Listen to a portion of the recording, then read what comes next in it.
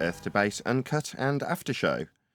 I'm your host Nathan Oakley, and if you are new to this channel, or you've not done so already, then be sure to subscribe, hit the bell notification icon and join button if you'd like to become a Nathan Oakley 1980 channel member and keep up to date with the Flat Earth Debate. If you'd like to support the channel, there is a super chat that runs alongside each of these shows while they premiere, and there's also a coffee, Patreon, crypto and thanks button in the info box below the video. I've got a very painful tooth today, so I'm not going to shout out all of you who do support me on Patreon, but a massive shout out of thanks and appreciation to all of you who do support me on Patreon. But with that, I'm going to hand across to whoever is in Discord and Google so you can enjoy their dulcet tones while I set up for today's live show. All these corrupt manuscripts come from like one place, right? Alexandria. And it's the Book of Enoch and all the Apocrypha and all that stuff. They're all manuscripts from these, whatever they were. Like, I don't got time to go over it now, but if you look into it, like it becomes like really, really clear. It becomes like very obvious. In fact, the term Apocrypha means of doubtful authorship. That's what Apocrypha means. So in other words, you can't put your faith to anything that has doubt in the title. And second of all, the Roman Catholic, they named the Apocrypha second canon. So whatever they call second canon, I'm like, yeah, right, I'm out of here. So they're calling something of doubtful authorship another canon. So it's so obvious and blatant that this stuff is just bogus. But I'm not going to get into it right now. But yeah.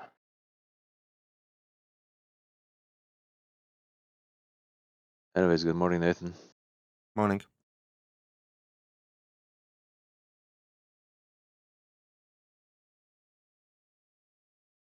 Well, at least it'll only be 1 week now, unlike last year, until our time zone catches up to you.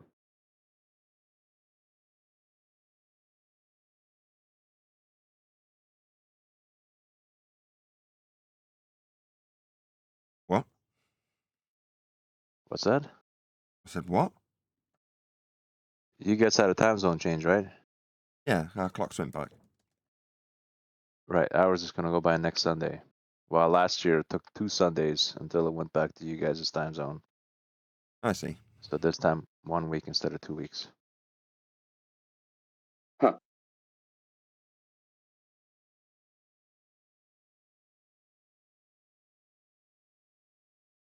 Jolly good. Does anybody join your know? panel yet?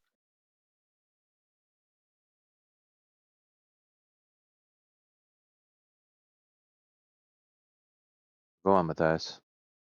I was going to say, does anybody know why UK had their time zone and then the so-called Western world has to wait another week?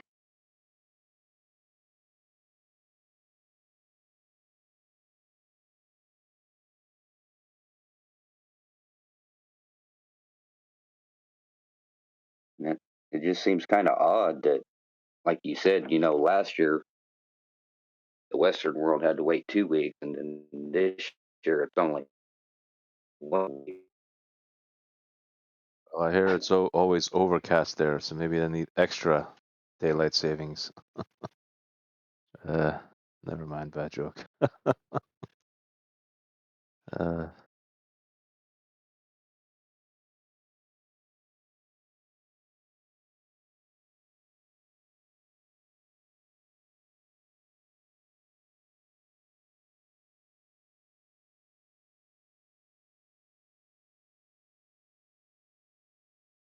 I don't know. It just seems like another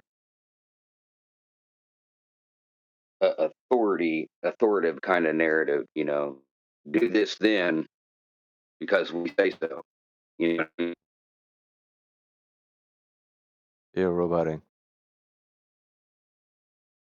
Anyways, I got one answer. It says the reason for this lies in historical and cultural factors. So that's what Brave AI search result gave me.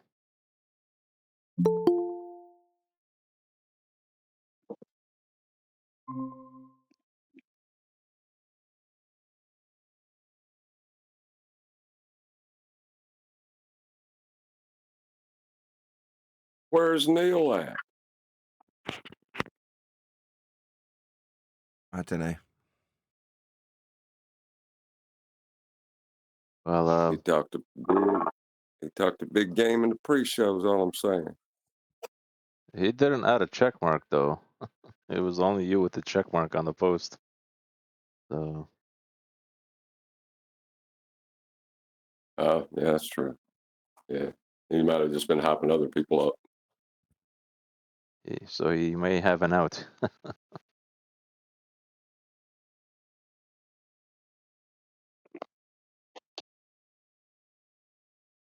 Do you remember that kid in school that was never in the fight, but he was always right there at the fight, like agging it on?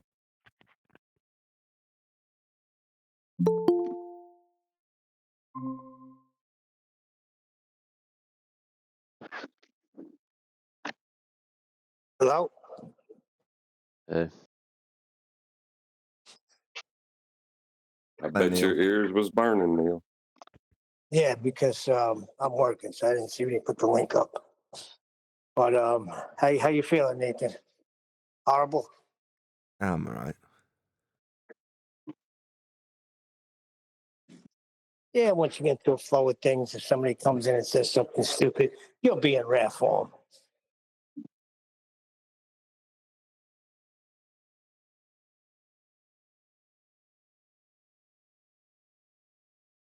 What's up, Refracted?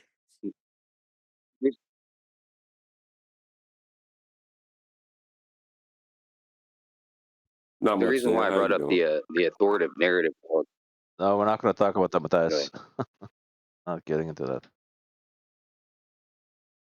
What? You're still talking about time zones, or are you talking about the subject before? I was going to say that the reason why I brought up the authoritative narrative a while ago about the time zone was the Gregorian calendar. It says on this day it's fall. However, a month before that day on the Gregorian calendar, I seen lots of leaves falling from the trees.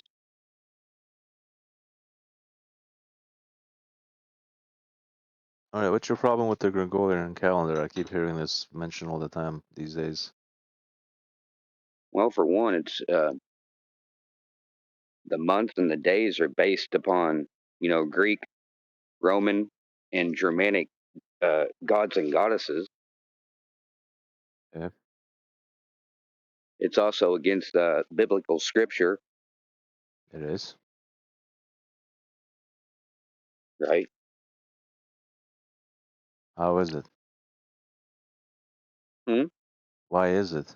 Right, because New Year's is supposed to be in the fall, not in the January, in the middle of winter. It's out of touch with the Sorry fucking about that. moon. The moon tells you No, what month it is, not a good calendar. no swearing, guys. And on the I'm sorry, Gregorian that's a false calendar, the thing. first day of the week is a Monday, when the first day of the week is a Sunday. Just a correction. Spring is when it's supposed to be New Year. I know that. Right. Yeah. The Bible details the first month is Nisan, which is equivalent to April or March. But you don't follow the Bible, Matthias, so why is it bothering you? When did I say That's that? how they got April Fools. You know that, right? Well, Yeah, are you a Christian? Adam Meakin did a really good breakdown of this on a video that I titled and put Saturnalia in the title, but he broke down all of the different calendar changes throughout the ages and why certain festivals got moved to sit with existing festivals that were being celebrated by the people that were invaded, basically. But Adam did a really good job of going through it all about 2 years ago. But as I say,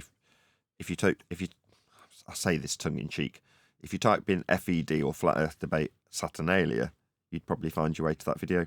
I say that tongue in cheek because there's a chance that you'll type in Flat Earth anything and it won't find me. But there we go.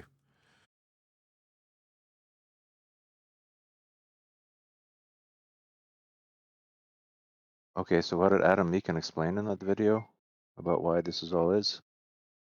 Yeah, for specifics, you'd have to go to that video. But I mean, he went through why Christmas replaced certain festivals that took place around about that time, and they jigged around what could be considered Christmas to fit in with an existing religion that was essentially being encroached upon.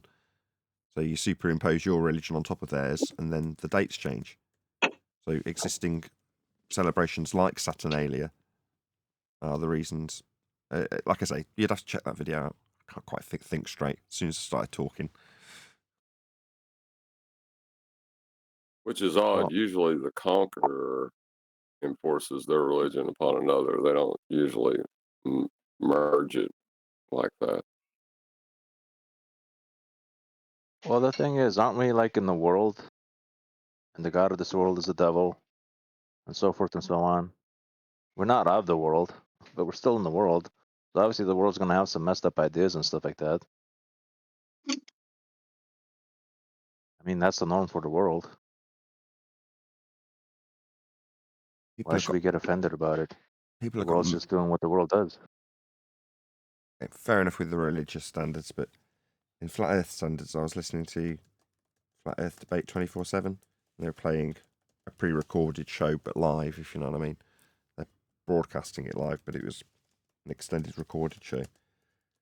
And as I'm listening to it, I'm thinking, the standard that's laid down is always an anti-globe standard. How do you know it's flat? Well, because you see too far. Look at the curve calculator. Look how it says it should be at this position. You've got to start rewiring flat earthers to stop appealing to their old religion and how it doesn't work, to try and validate their current belief. You know, people need to gain an understanding of how Earth is measured, as opposed to how Globe says it should be presenting itself in their magic tricks, and how, because it doesn't present itself in the way they say it should present itself, that means it's flat. But time and time again, I kept on hearing that standard. How do you know it's flat? Well, because it's not curved. You know, what? You don't define things on how they're not doing something else.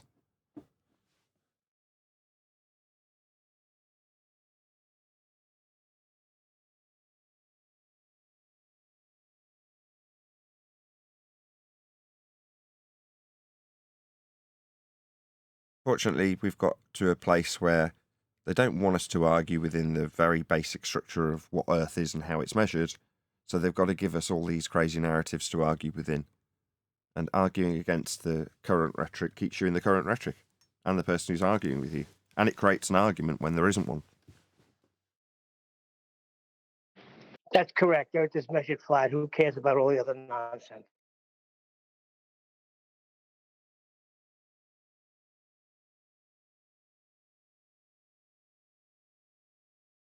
They definitely don't want the information reaching the public. As it stands, the show is, you know, it's probably the reason I'm ill.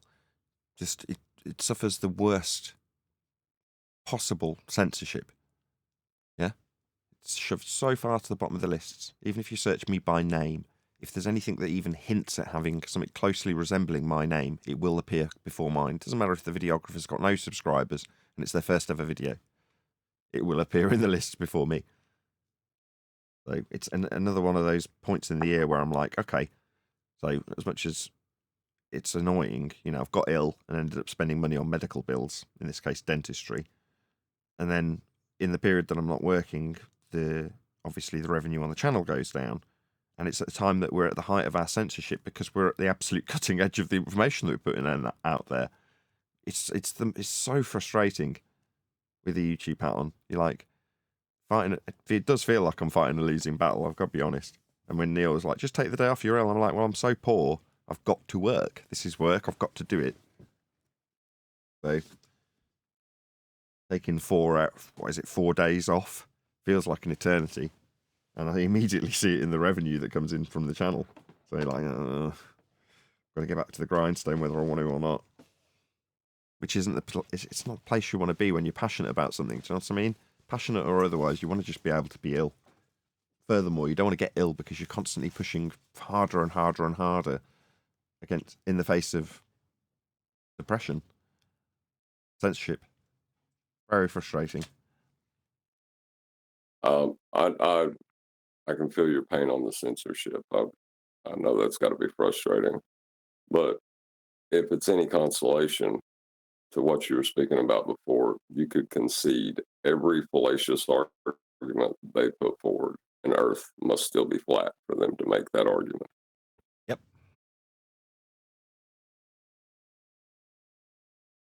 Yeah, it's a cut and dry deal. It's over with.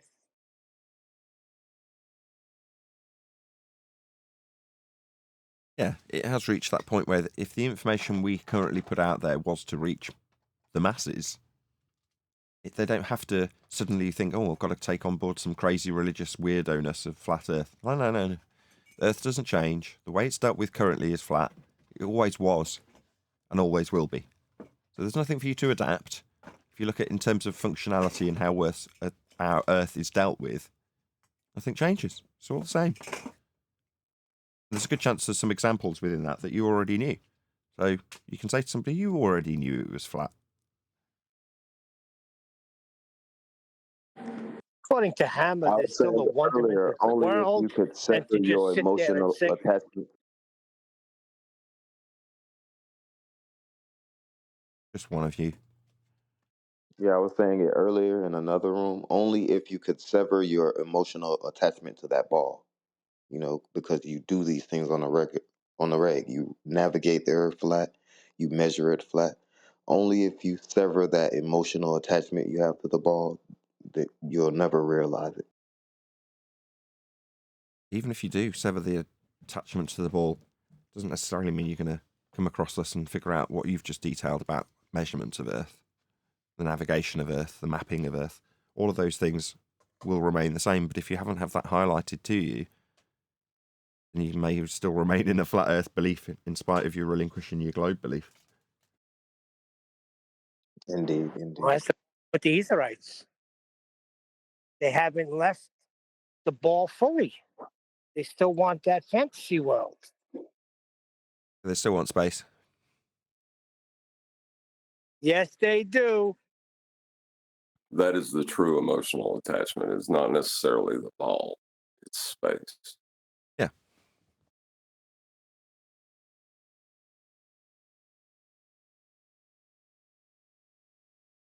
An infinite world in which you could be God if only enough time passes. It's a perversion of reality. Well, we could sit here and argue if rockets land the way they take off, straight back on the same launching pad. Or we could argue about what Saturnalia is all about. Or we could argue about anything else. But Earth is measured flat. That's the important thing. But nobody wants to talk about that. It's boring to talk about angles, elevation angles. We want to search the world out and find out new things. Right, Witchit?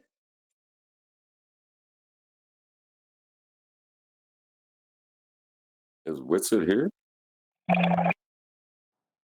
He listens. See? Maybe when his name's in the title. Nathan, trust me on this. He listens every day. Maybe.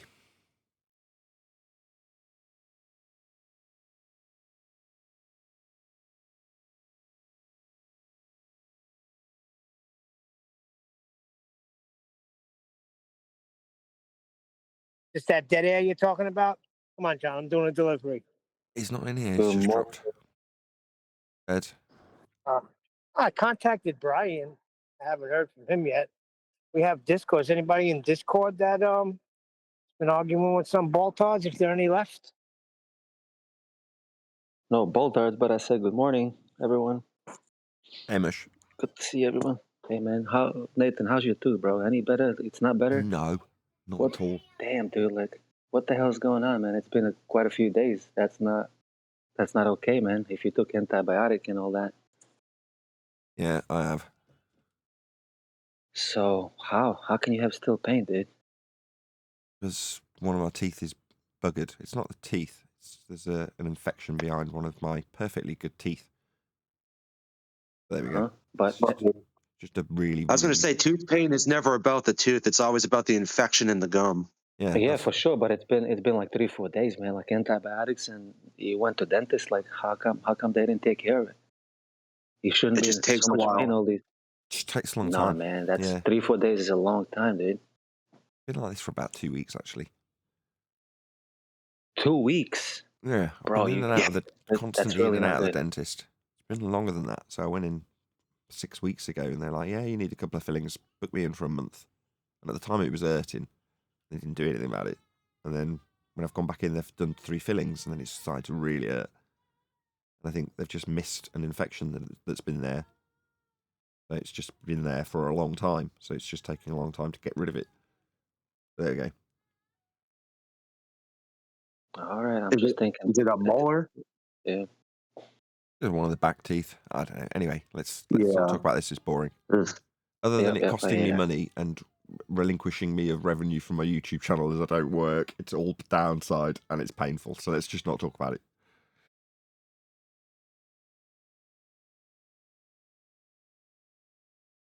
Saltwater rinse. That'll help temporarily for the moment. Or we could carry on talking about it And- indefinitely. That's another option too. oh yeah. So-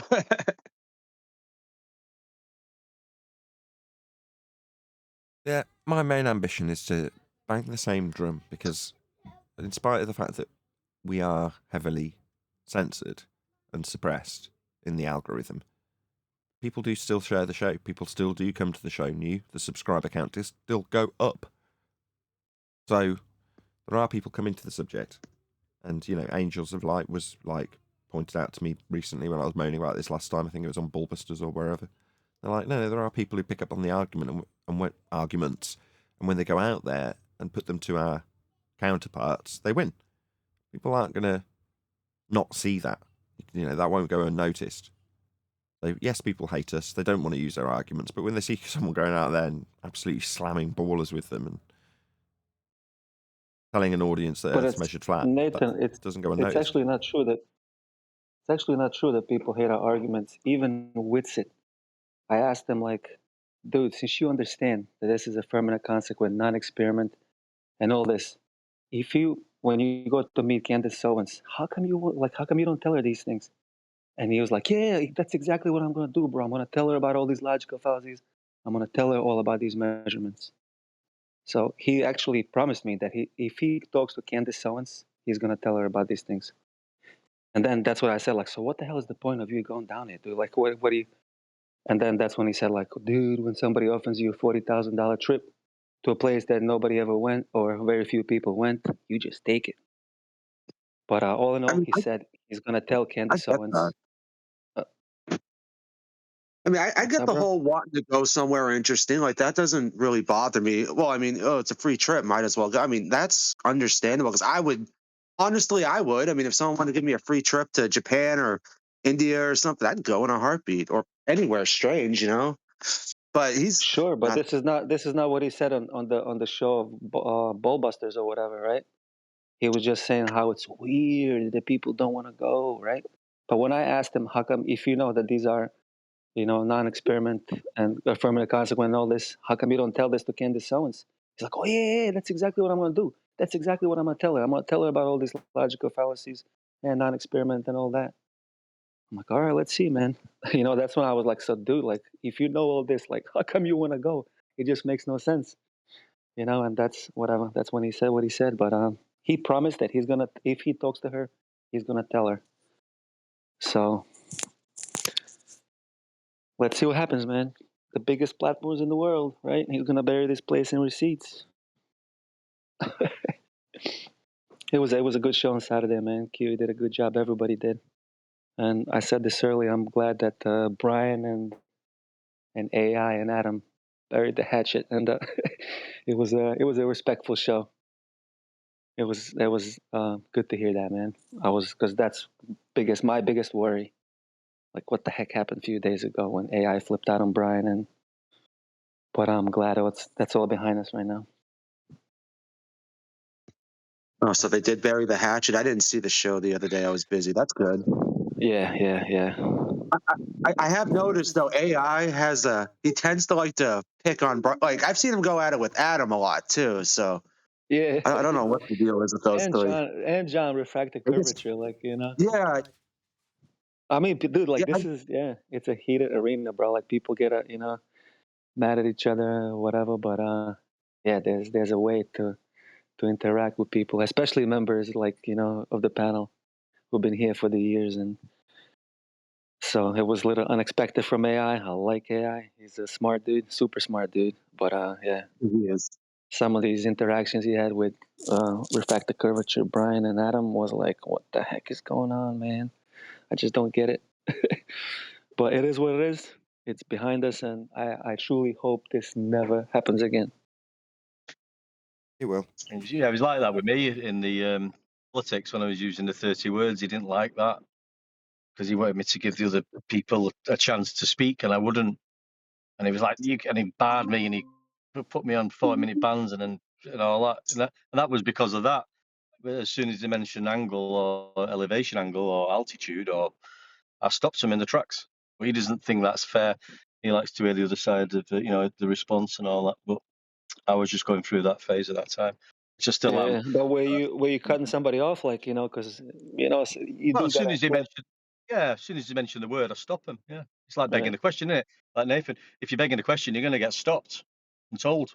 So if you're going to be using a word that's Yeah, but you maybe know, on your show or like on our show and shit, like, you know what I mean? Like when you're somewhere else, yeah, I yeah, can see kind of like, you know what I mean? Like if somebody else is talking, you don't have that power, to cut them off. Like let them finish and then. But I don't know. I wasn't there, so I don't know. I'm just talking nonsense, anyway, yeah, it's all right, mate. Yeah. But politics, yeah, man, they have a lot of mods over there, dude. Sometimes, like, yeah, sometimes I said one word and dude, like somebody muted me just because they didn't know who the heck is this person? Why am I even talking? I'm like, what the hell's going on, dude? I just, I don't even know what I said. I said like good afternoon or something like that. I got muted instantly, dude. Just, whatever, man. Like I don't care. I was just like, what the hell is going on? Can somebody tell me why? It is what it is, man. It happens. I was listening in on politics last night, and there was a Glober talking about how celestial navigation proves the Earth's a ball, and then started talking about the celestial sphere. And I'm thinking, dude, the celestial sphere has nothing to do with the surface you're standing on. Dude, I wasn't even going to bother saying anything because it was late, and I didn't want to get upset at midnight. But What do you mean? It has everything to do with the surface. none of the flat earthers were doing a good job countering the whole celestial sphere thing. Like all you're doing is shoehorning the apparent curvature of the sky due to perspective onto the surface. That's all that is. But what can you do?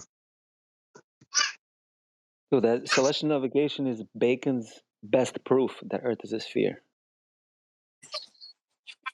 That's his proof that Earth is a sphere, dude.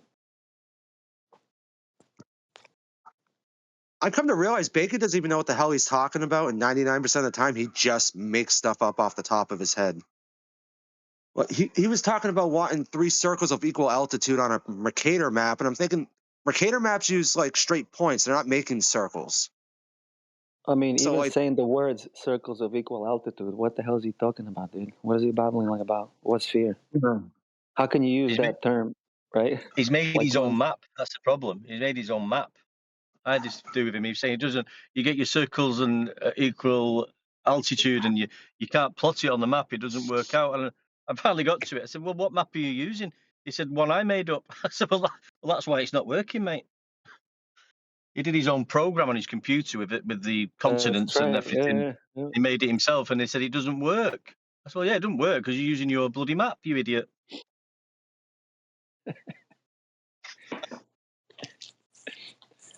I mean, Bacon thinks sitting at your computer and typing in coordinates on some program is celestial navigation. He's an idiot. Yeah, that's his tactic, dude. Like he gives you some coordinates and he says, "Go ahead, solve this." You can't solve it. That's because Earth is a globe. Coordinates He's literally doing it all over the place. as in star angle measurements. No, he just actually gives you coordinates, and he said, "Go figure it out." Yeah, what are coordinates? Tell me how this. I don't even know, dude. He just throws a whole bunch of numbers out there. Yeah, Like what are those Like numbers? he'll give you he'll give you like 3 random coordinates that are supposedly measurements to stars, and you got to figure out where you are on the surface. All right. What? So what kind of measurements Something to are that they? effect. Exactly, they're all elevated. Elevation angle measurements. All right. Well, that's the end of that From then. horizontal. So he's asking Yeah. you to figure out where you are with your flat Earth measurements of stars. That's nice. Yes. Mm-hmm. The funny thing is that you tell that to him, and he goes, "Well, that's why I put the word flat earther in front of my name. That's why I'm baking the flat earther now." I'm like, "Okay." So he's just being a troll. No, he thinks that by saying that he's going to get away with using aspects of flat Earth to then claim he's on a globe. Oh no. Okay. Yeah, you are a flat earther. But that's the end of the argument. Yeah. That's the biggest thing, is knowing when the argument's over. A lot of people will race right past it and not even realize they passed the finish line already.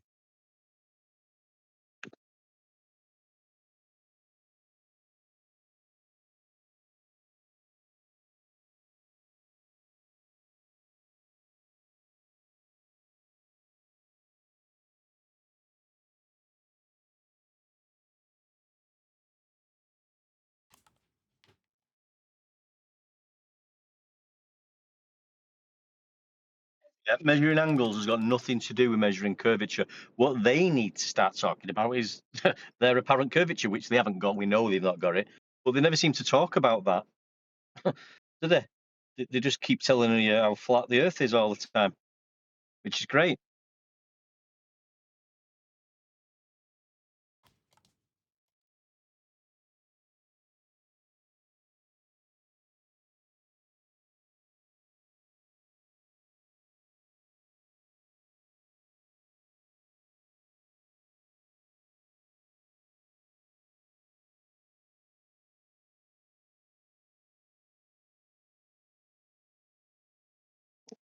I don't know. You can't take bacon seriously.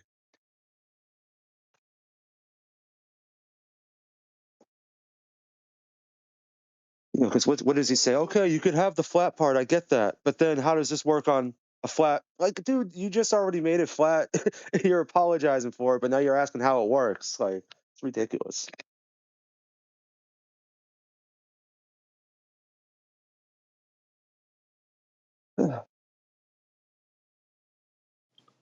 Yeah, I told Bacon and a lot of these other trolls, man, the only way I can have like a little bit of respect for them if they're getting paid for this. Because if they're not, dude, like to put so much time into nonsense and to embarrass yourself so many times, It's what the mental. heck are you guys doing, man? Yeah, completely, dude. But look, if they're making a couple of bucks, if somebody's actually paying for them to do what they do, I got a little bit of respect, maybe. You know what I mean? Yeah, you're not. Even though it's wrong or whatever. Like, Your assessment is reasonable, other than the fact that you seem to think that it's money that's at stake or will be the cost, and that is not what's been invested necessarily. They haven't necessarily invested money in this. Yeah, I can appreciate that you can draw that correlation when you see things like Scientology. People have to invest money in it. Okay. But that isn't necessarily the case with heliocentrism. You've invested your time, your psyche. emotion. I wasn't going to say time. I was going to say your mind. You've invested your mind in that. You've wired your mind to that. So that is the investment. So when you're like, well, unless they're getting paid, well, the payment is like mitigation of loss as opposed to payment. They've heavily invested in something and they don't want to lose it.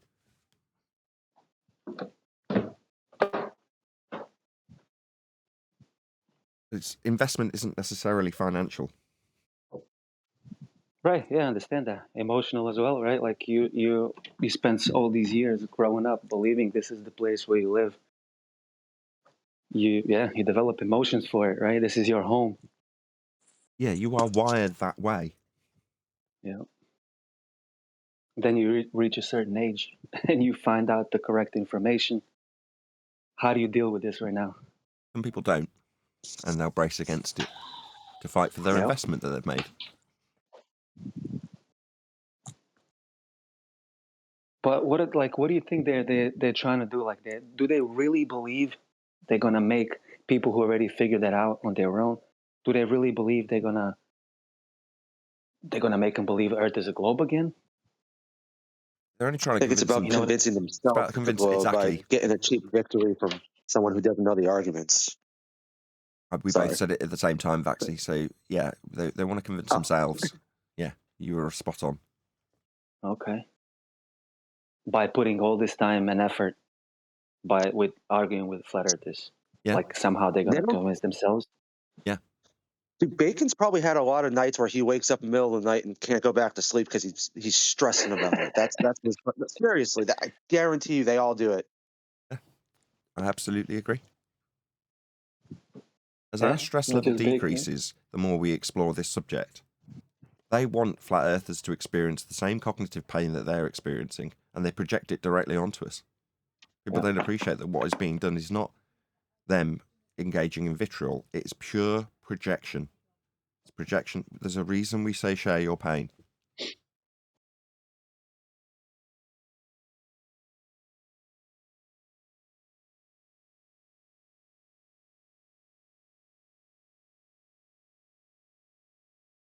As I say, they want flat earthers engaged in that cognitive battle.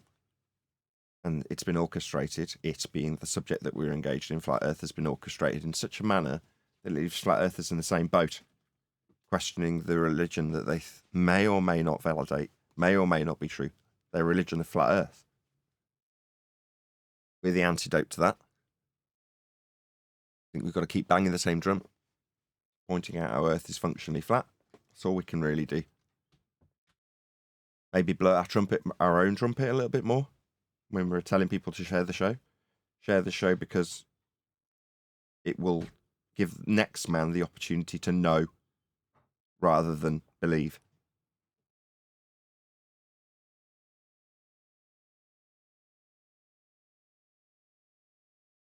It's just amazing how very few people there are who actually want to know the truth, as opposed to people who want to just confirm their bias. The difference is just like, holy cow, man, maybe like 1 in a million if you look at the numbers, right? I don't know. You're just making these statistics up. I have no idea. I'm just throwing it out there, man. Like just based on daily experience. Like when you look, like pretty much everybody out there, whoever you encounter, believes they live on a globe. And even if you try talking to them, you get the feeling right away that not only are you gonna get pushed back, but like they almost like they don't want to know. They want to escape the conversation as fast as possible. I always wanted to know everything, man. If I don't know something, like especially something like this has to do with reality, I want to know. How come there's no more people that actually want to know the truth, as opposed to just confirm their bias and believe whatever they believe their whole life, even though they know it doesn't make sense? So many things that we're told don't make any sense, and people feel it. They know it instinctively. But hey, that's the way it is. That's the way it was told to us. And like my what's my cousin's husband? He's a biology professor, right? And I try to engage into this conversation with him, and he just literally just lift up his hands. That's what they tell us. That's what they tell us. And he's walking away from me. Grown man, professor of biology, cannot handle this type of conversation. Doesn't want to talk to me. My own family, lifting up his hands and walking away from me. Like, oh, that's what they tell us. That's what they tell us. And I'm just thinking, really, dude? Like, keep thinking to myself, like, professor of biology, teaching on a university, cannot handle such a simple conversation about reality. It's just scary, man. My cousin, too, she is a judge in Croatia. Don't want to touch it. Walks away, rolling her eyeballs. Won't even say the word about it.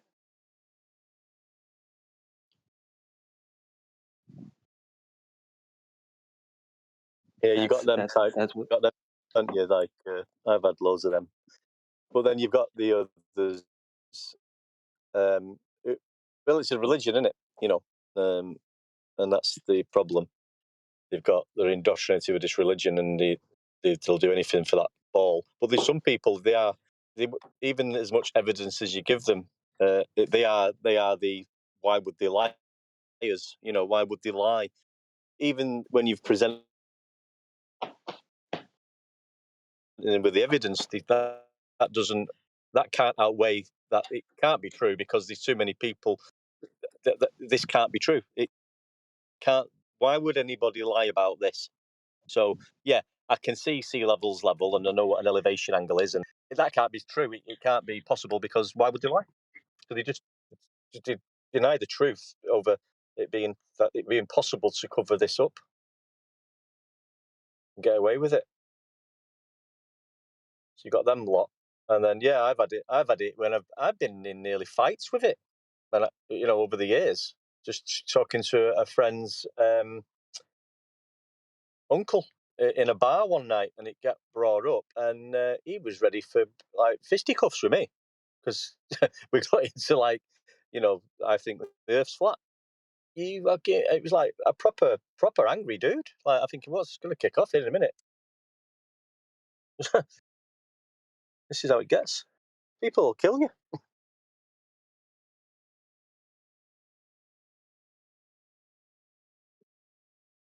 Crazy. Yeah, threatening their investment.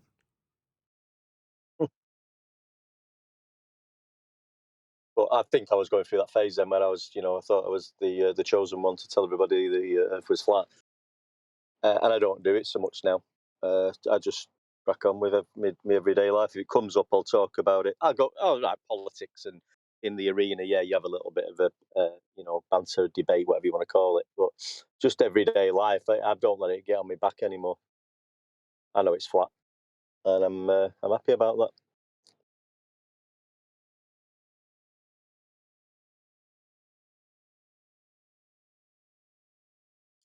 I will still stop at the Jehovah's Witnesses though when they've got their stands up and have a little chat with them. I like to do that, not in a mocking way, but just ask them a few questions. They usually have signs up like, "Was life created?" Yeah, well, yeah, it was, and it wasn't a big bang. And then you get into the big bang, and it's like, "Oh, you think you live on a yeah, we live on a globe." I said, "Well, that's not a creation, is it?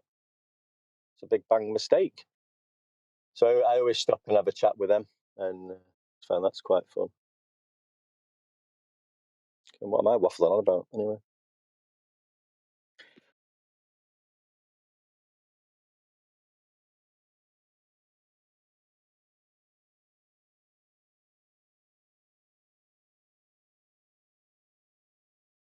Sent out a note for a few people to join Master B. But yeah.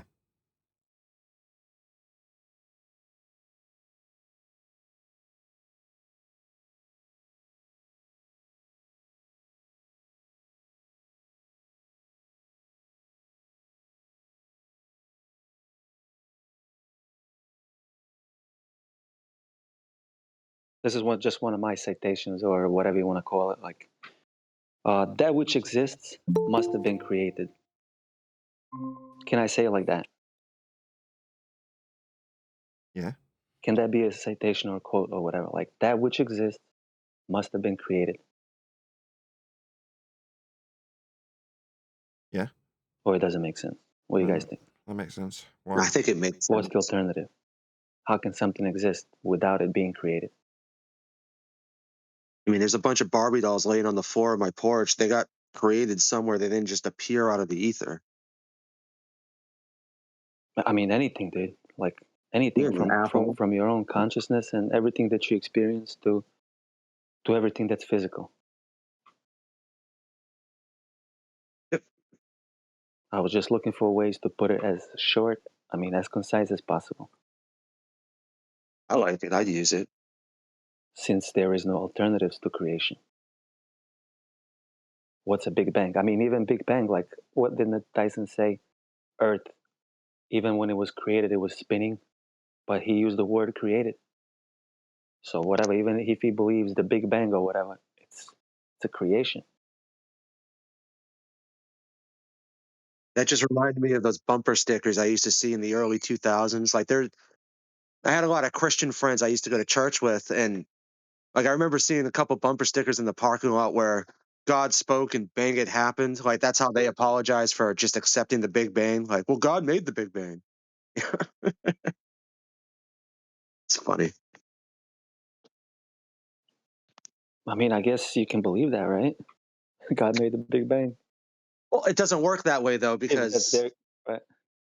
well, no, I'm just saying. I mean, now, like, because when I was a kid, I'm like, well, I'm like, okay, so God was just responsible for the Big Bang. But then, once you realize what the Big Bang actually is and what they're claiming, it's nonsense. Yeah, explosion, random explosion, creating And everything in it doesn't explain like that in any imperfection, scriptures, though, right? does it? He's telling you it was created. He's telling you what the lights in the skies are for. Say that again, one The deck. You time. were kind of I'm muffled. saying, like, all that the garbage that they say, well, he created the Big Bang. None of that's in the scriptures, not. is it? It's not in Genesis story anyway.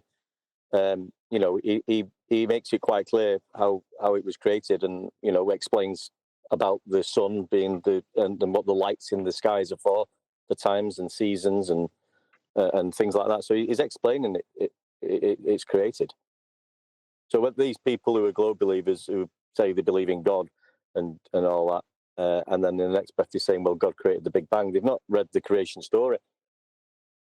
Well, they're just hypocrites. Yeah, definitely a lot of divine order and perfection for for a random explosion to do this, right? I mean, how long has this been like this enclosed, dynamic, pressurized system, Earth? How long has it been functioning, right? Supporting life, self-sustaining, like recycling, like fresh air, fresh everything, rain, all these cycles that we have. I mean, it's beyond amazing, dude. There's no word for it, for this creation, right? You listen to that Brian Cox. He was on the morning program years ago explaining it, and I just laughed when I listened to it. And he's saying about the gas and the matter and everything was just rock and solid, and then all of a sudden, life just pops out. It just came about. It was out from a rock. It was like it's crazy.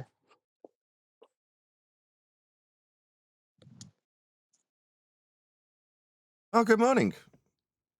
Put out a little call to action in our back office Skype to say, please, plenty of people, please join the G Plus live stream today because I've got toothache. So ideally, I want to be talking as little as possible.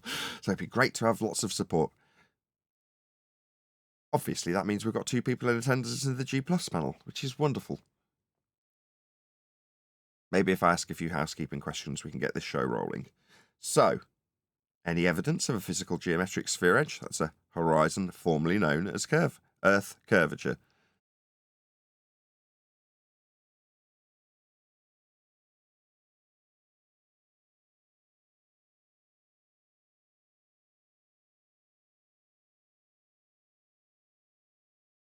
Hello? Great start so far. Yeah, thanks, Neil. No, and there's One no Deck, curvature anywhere my on Earth, man. backup, my cheerleaders. Thank you so much, One Deck and Neil. Glad to have you. Any evidence of Earth curvature? Going to be a short show.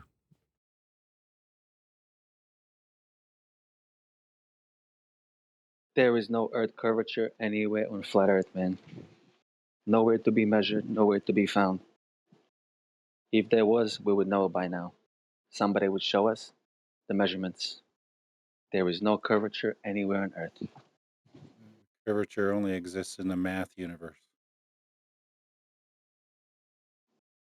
And in the minds of blind believers.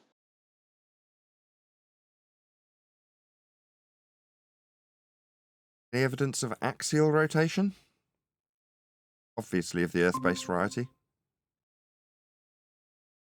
I believe the ancient Greeks thought that the sun moved across the sky, not that the Earth was rotating.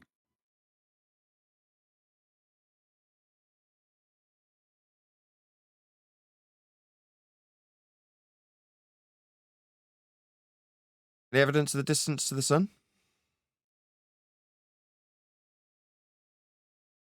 Depends on what your measurement of Venus is.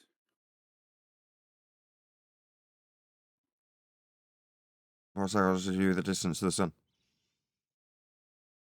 Yeah, because you do the parallax to Venus when it crosses the sun, and Then you assign a figure to Venus, and then you make up a number for your distance to the sun. That sounds like a load of old nonsense. Ascribing distances to Venus?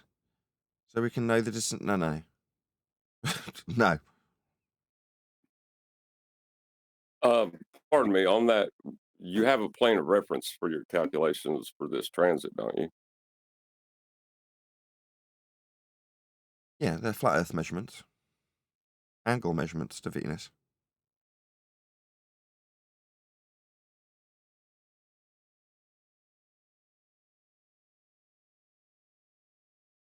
We were talking about this in the pre-show. One of our anti-flat Earth counterparts is called Bacon, but he goes now by open brackets flat Earth, close brackets Bacon. And the reason he goes by this name is because he needs to utilise aspects of a flat Earth to move forward in his globe claim. So to make it easier on himself, he thinks it's acceptable to say, oh yeah, well I'm flat Earth Bacon. Until I need to push forth the idea of being on a globe. And by then I've already used my flat Earth abilities to measure Earth, and then I'll start talking about how Earth's a globe. No. We're measuring angles off a flat Earth. That's the end. That's the end of the example.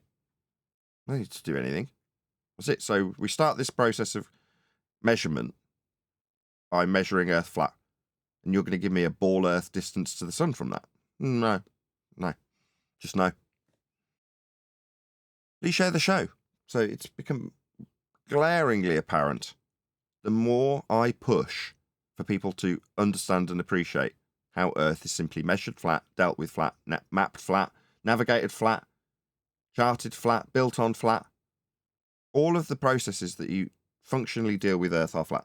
And the more we expose this, the more censored this channel becomes. The less people it reaches. And for whatever reason, people are more inclined to share the live show. So people are more abundant when we're going live than when it's a pre-recorded show. There's no reason for that. The pre-recorded shows have often got more in them, in not just time, but in material, for obvious reasons. But yeah, this show is just heavily suppressed. So if you're in the live stream chat now, please share the show. Typically, we're spending the majority of our time sending people to other people's videos to tell them that, admittedly, I sent them there. That doesn't necessarily bolster the channel views. So, what we offer is something that I'm sure people on the panel will agree with me. I'm hoping they will, so I can stop talking. Wanted to know Earth is flat when they came to the subject. I certainly did. I wanted to know how Earth is flat, not how Earth's not a globe. And it seems more and more obvious as I listen to other flat earthers discuss the subject that when they present it to somebody who is not familiar with the subject at all, they'd suggest that looking how Earth isn't ball-shaped is the way forward. I just think it's silly. Now, it plays into a narrative that has people arguing about the unarguable facts of Earth's measurements. There's no discussion here. There's no debate. This channel will keep the show title for its namesake. It's reached the point where, it's reached a conclusion. What was the end of the debate? Well, when we found out that Earth had never changed, it always was dealt with flat. Nothing's altered. But that's what we need to peddle to people. So, where you maybe have hesitant mind to share shouty debates, some of it my fault, some of it my opponent's fault, but times have changed. In 2024, what this show now offers is a concise end to the discussion. So, please share the show. It'd be nice to get the popularity up when we're in the strongest position possible. And admittedly, we're being bashed internally by people who want to punt their nonsense grift of ether. Therefore, we're scammers, periodically, in the mind's eye of a lot of flat earthers. It doesn't alter our argumentation. And when we view it from the counterpart, the opposite to our point of view, our arguments are being countered by our opponent, we will often criticise other flat earthers for only looking at the person that's putting the argument forward, rather than the argument itself. A glorified ad hom. So when we are personally attacked, for whatever reason, normally because we're exposing a grift, but we won't get into that today, we'd hope that people would assess us on our arguments. Do the arguments hold? That is to say, the conclusive statements of fact when it comes to Earth's measurements, put into brackets, arguments, as maybe described by some. They're not arguments, though. Hopefully that's been enough lead-in for people to tally off the back of that, and I can rest my mouth for a few minutes. Yeah, because the starting position for everyone is that we measure the Earth flat. That's where the globers have to begin, because they're using angle measurements with respect to the surface. So it starts with a flat Earth, and then when they want to argue it, they use fallacious logic. And what this show has really done well is to show how all of their arguments are dependent upon fallacious reasoning to come to their conclusion. Yeah, and within those fallacies, they've still got to utilize measurements at some stage of a flat Earth. Yeah. Oh, yeah. They'll always use them. They must. But it's like you have the fact in place, and everything you would make your argument with is built upon those facts. The Earth is flat is just a fact. It's not up for debate. Do you understand what I mean? Yeah, exactly. That's what I'm trying to get across to people. So what I yearned for... Oh, why doesn't that give me a chat feed? Give me a second. That's slightly irritating. I wasn't expecting that when I pressed that button. Things aren't going my way. I'm not 100% focused. Just want to answer the question. I won't put it up on screen. I think I'll give up trying that. I won't try that again. Us so far says from the chat, is this a new starting time? 9 a.m. CT. No, it is not. We've just had end of UK summertime. So we've gone back an hour. You'll catch up wherever you are in a week or two. And you'll be on the same time as us, relatively speaking, to your original time zone. But for now, if we're an hour ahead, it's because our clocks went back on Sunday. That's all that is. Happens twice a year. To confuse us all about the time zones that prove a flat Earth. There we go. Anyway, yeah, so no, this is not the starting time. Go ahead. That's an example of it, right? With time zones. You could use time zones to show someone how the Earth is not a globe. That's a debate. If you're going to have a debate with someone, you could use that, right? But the measurements of those time zones require a flat plane to begin with. So it's kind of one step past the point where you could have stopped the debate. Yeah, we've whistled past the graveyard for 10 years because the system that we're in flat Earth discussion topic terms, has led us to a place where we start arguing on how the ball doesn't work. You're still arguing about a ball and whether or not it does or doesn't work. And if it doesn't work, there's a reason why it doesn't work that you just haven't explored yet and haven't had explained to you yet. So you never win. You don't attack something for what it is based on what it isn't. I'm not going to start saying, it's flat because it's not a unicorn. Hey, Chocolate. Well, a lot of times. Good morning. It is now you've joined, because it's at the point where there's enough people on the panel for me to shut my chops. Back to what we were just talking about, though, the Coriolis effect argument nonsense that is in this topic is a good example of it. As long as you're arguing that the Earth and the atmosphere are moving together as one, or the Earth and the atmosphere are two separate reference frames, and you're just caught between those two positions, then you'll never get out of that argument. You'll be locked into that. And that's kind of what they want. As long as we're begging the question of this, then it's still this. Yeah. Whereas you come to Flat Earth debate, for all of those who might be hesitant to share the show, and they go, I wonder where they're going to go with this. Are they going to talk, as they have done in the past, about how a non-inertial turning reference frame would induce a 15 degrees an hour drift in a plane that would take a shortened flight time from Charlotte to North Carolina? Au contraire. In 2024, we say, axis. I'll just put it to John. Axis, you say, John? And yeah, how are you going to measure this axis in respect of what plane of reference? Oh, a flat Earth plane of reference. That's what it'll be in respect to. We've been whistling Yeah, past the graveyard for 10 years, haven't we?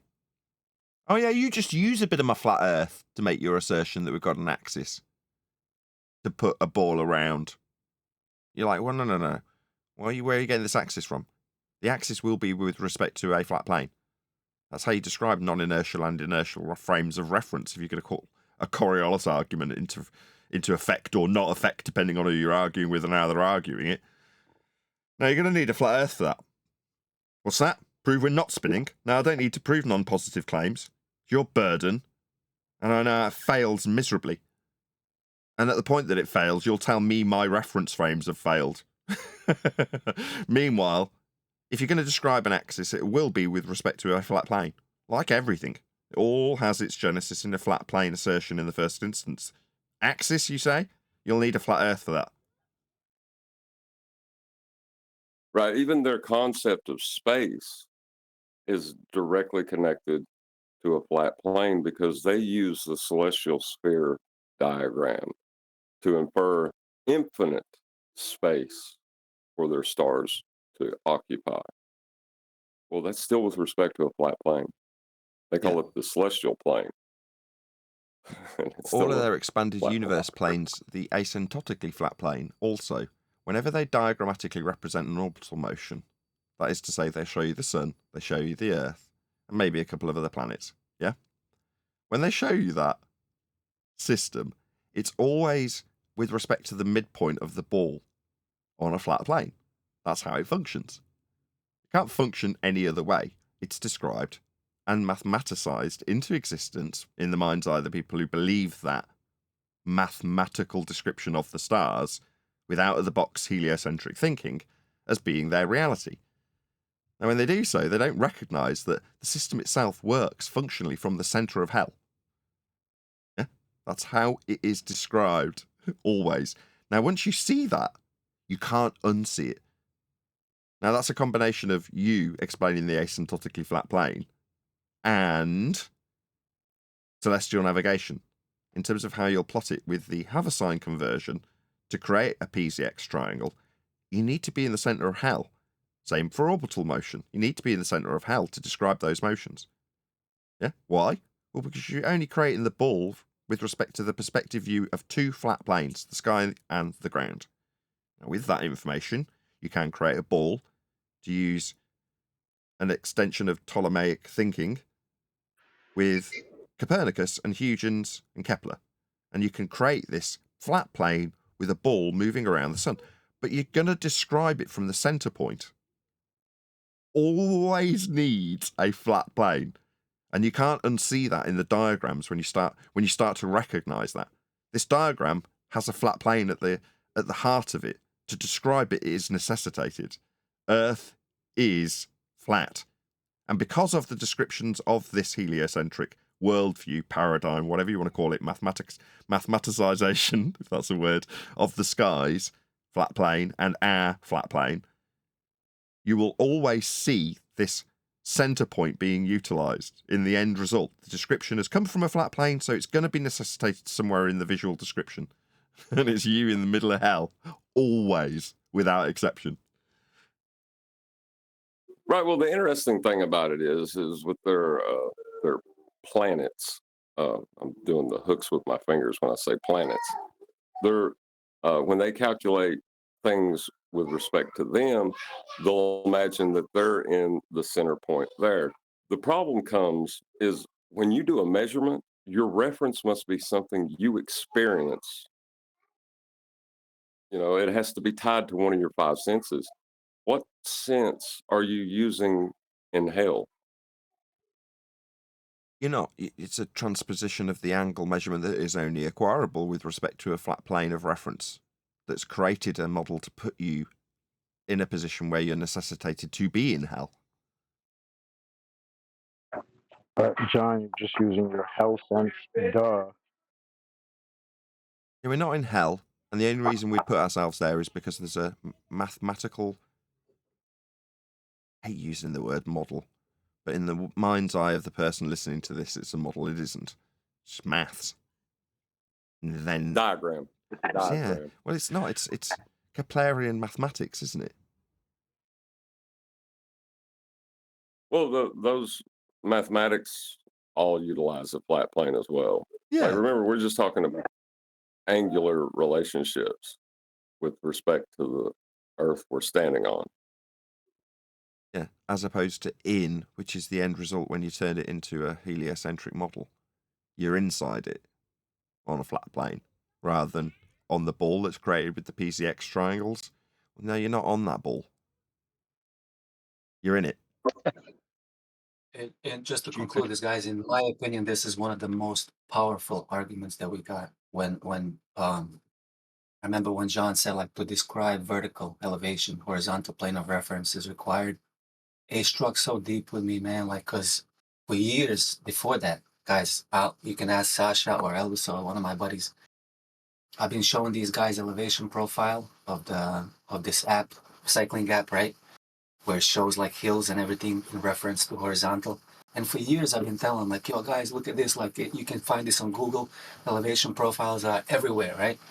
But I just didn't know how to verbalize it. You know what I mean? Like, I was telling them, like, you see the horizontal, everything, all vertical, all changes in elevation is a reference to this, right? So when John came out with the concise statement to describe vertical or elevation, height, horizontal plane of reference is required, it struck so deep with me, man. I still think it's one of the most powerful arguments for our side. Yeah. But yeah, elevation profile is everywhere. Every app that measures, like Google app, Strava, there's a lot of apps for running, cycling.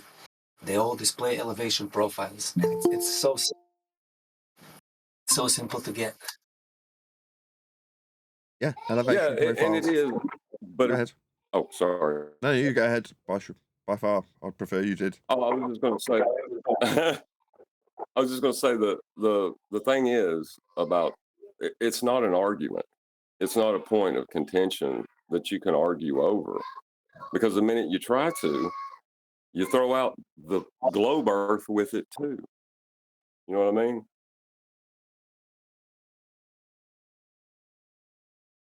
Yes, you're caught between a rock and a hard place. If you throw out any measurements, which are all flat, then you decry the measurement that any process is going to start with. So you're at zero. You can't go anywhere. If you say, no, I'm going to deny this elevation angle measurement to Polaris, for instance. Okay, so you deny latitude. Well, you're denying latitude full stop. That means you don't have latitude on a ball. So you don't have anything. Well, okay, well, I accept the flat Earth elevation angle measurement to Polaris forming latitude. Okay, will you accept Earth is flat then? No, I'm going to wrap that flat Earth measurement that I accept around a ball. But I don't accept that Earth is flat. Well, you've just measured it that way. You either toss out the measurement that you accept and have performed with respect to a flat Earth, and then move forward with that flat Earth measurement to create a ball to believe in, and decry the measurement that created it. Well, that's silly. You just accept that Earth is measured flat if you know how the ball's created. Once you know how the genesis of the ball was created with a measurement of a flat Earth, there's nowhere else to go. So what I want to distill in my audience is a confidence. So there's like 80 odd people watching, right? Shout out to Duncan McLeod. I'm really sorry I can't put your super chat up. There's something gone twirly with my stream deck, I think. Anyway, I'll read it out though. Shout out to Duncan McLeod for the super chat. He says, caught between a plane and a hard place. Yeah, absolutely correct. You can either accept the plane that is measured to form the globe, or deny the plane, and then you can't make a globe with it. Thanks for the super chat. But yeah, I want to distill some confidence into the audience, which is to say, when they hit the share button and give it to their next of kin or their friend and say, this is what I want you to listen to understand flat Earth. They won't be presented with, you know, it's a flat Earth because go and look at the curve calculator. It says you should see the horizon at 1.2 times the square root of the observer's height in feet, and there are actual observations out there on the internet that are further than that. You're like, who cares? If you knew that that calculation, for example, has a flat Earth in it, measured surface level, then you wouldn't be talking about how that calculation fails when compared to observations. The very existence of the calculation relied on a flat Earth measurement. So if you know Earth's measured flat, and you know that that's all we talk about, then you can share with confidence. You can smash the share button and go, you'll find out why Earth's flat here. You won't be hearing about our speculation about X, Y, and Z. Only stone cold facts that leave you in no doubt about how Earth is actually functionally dealt with, measured, mapped, charted, travelled upon, flown over, built on. All of these processes result in flat maps, flat charts, flat travel, flat building processes. All of it. Now, that hasn't changed suddenly. It's always been that way. So I find that people don't like change. It scares them. People are creatures of habit. Whatever's made them successful in the past, they will repeat. Now, if you try and interrupt that by saying, actually, you need to readdress your cognition in terms of how Earth functions, what you think is functionally operating as no. Don't start telling them how it's not operating as a ball. Because that just leaves them with the idea of how it's not operating as a ball. So why is that the case? No, it's just you telling me it's not working correctly as a ball. Start telling people how Earth always was and always will be flat. That's how you deal with it. Anybody who's held a map knows this. Anybody who's taken a flight knows it already. And nothing will change when they find this information out. So there's always that fear that if you share a flat Earth video with your next man, he's going to say, you're an idiot when he listens to it. Because he's going to hear stuff about ice walls and domes and ether and speculation. And you're like, if I share that with next man, they're going to think I'm a nutter. Whereas if they come across us after you're smashing that share button, and they come on, listen to the show for 5 minutes, and we talk about how Earth is functionally measured flat, that will have a dramatic impact that doesn't leave a bitter taste in the mouth of the person that's listening to it. Because there's things that we'll talk about that are as they are. Functionality of Earth has not changed. I used to describe this as saying Earth didn't unfold. It was always flat to begin with. But when you can show that that's how we're actually dealing with Earth, we being collectively, all of us, we have to. We have no choice. That alleviates the problem of thinking, this is going to scare someone. This is a change. No, they've got a religion, a ball religion. But that, if you show them where their ball religion came from, the flat Earth measurements also, they can choose to continue in a religion they didn't appreciate they had, if they want to. Everyone's entitled to their belief. But if they have a belief that is backed by their understanding of Earth measurements, flat, then that's a different story. Their choice may be different. But you don't have to influence that choice with speculation and belief. Just influence it with facts and measurement. Go ahead. Well, think about it this way. If you're just walking down the street and someone comes up to you out of nowhere, this is for the evangelists who want to tell other people, would you feel weird if they came up to you and started making an argument against something you believed? It would be kind of weird to you, you know, like from speaking from that. But if someone just come up and made a statement of fact, it would be a lot easier to deal with. I think so. Statement of fact rather than a speculation. And we're left in an arena in flat Earth today where we're presented with arguments that open the door to speculation about the globe. Now, if you're just speculating about whether the globe functions correctly in its descriptive premise that's being offered in argumentation, then that's all you'll do. You'll just argue about a globe all day. And there is no argument. I said this in the pre-show and maybe at the beginning of the live show. We're heavily, heavily censored, hence me pushing the idea of promoting this show with confidence. Because you can. Like I say, next man will hear it and not go back to you and say, these idiots say elevation angles are measured off a flat Earth. Because if he does, you'll say, yeah, well, they are. As opposed to, these idiots say that there's an Ethereum background medium that's got a potential for free energy. Are you a numpty? You sound crazy. Are you really part of this cult? Because we already know it's a ball. Again, if they come here and they hear us talking about how heliocentrism necessitates flat Earth measurements and the details therein, what are they going to do? Argue. If they hear that latitude is a flat Earth measurement, it's an angle measurement to Polaris off a flat plane, they go, no, it's on my ball here, it's on my globe. Yeah, how's it measured? No, you're a numpty, you're a crazy conspirator. No. We're talking about how Polaris is measured for latitude. I'm talking about conspiracies. I'm not talking about ice walls and domes. Am I? Talking about basic navigation. Knowing your latitude and how you measure it. Hardly contentious. What's that? You just find it contentious? Well, that's you finding it contentious. This isn't my bag. It's not my problem. But latitude's measured flat. For your globe or for the reality of the world that we measured to get it, it's measured flat. Now, sharing this show and giving that sort of information to people is what I yearned for 10 years ago. I really wanted to find a show like this. Basically created the show I wanted 10 years ago when I first came across this subject. So I didn't have to muck around with ice walls and domes.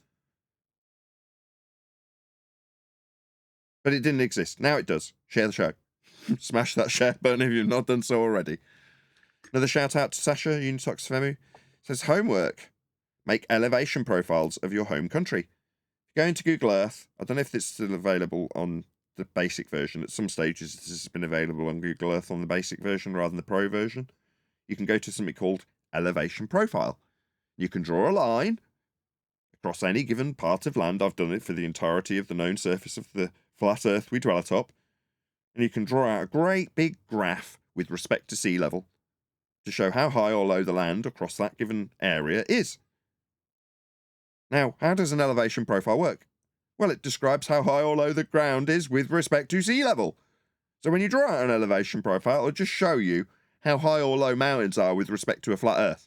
Because that's what Earth is. That's how it's measured, and that's how it's presented in Google Earth or any other software that deals with measurements of Earth. It's flat. Thank you for the super chat, Unitox Femu. And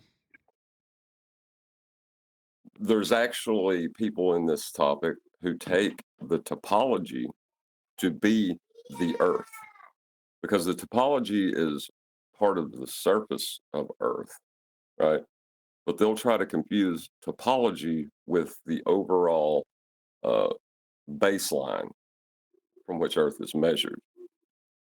So that happens in this topic as well. That's not helpful at all in this discussion, but people interject it for some reason.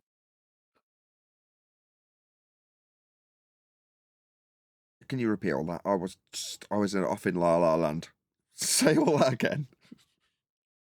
It was a warning to anyone who is listening, and it's their first time here.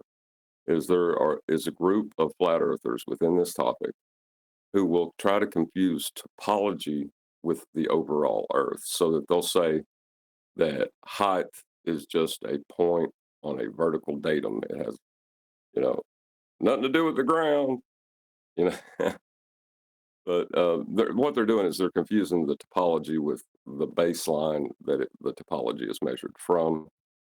The baseline, which is held across the entirety of Earth, yeah, that's all flat. Absolutely. And you can demonstrate that just by doing a basic elevation profile in Google Earth across any territory. So Sasha's suggestion from the super chat is just do it on your own country. Go to your country, draw out a line across it, bring up an elevation profile, and see how flat your territory is with respect to a flat plane of reference. That'd be sea level. That's how things are referenced and measured. That's what elevation is. That's how height works. You've got to have a flat Earth to describe height. If the surface level's falling away from you, you wouldn't have a reference to describe any heights any time ever. You can't describe height on a ball. You have no up on a ball. Now, they'll openly disclaim that to you. But it simultaneously violates all principles of Earth measurement. So you're screwed if you think you're on a curving surface derived from flat Earth measurements in the first instance. Yeah, what they'll say is up is not an objective direction. And that is partially true because within your, because you're talking about first person as orthographic. In orthographic, up is definitely with respect to the horizontal plane of reference that the observer is standing on.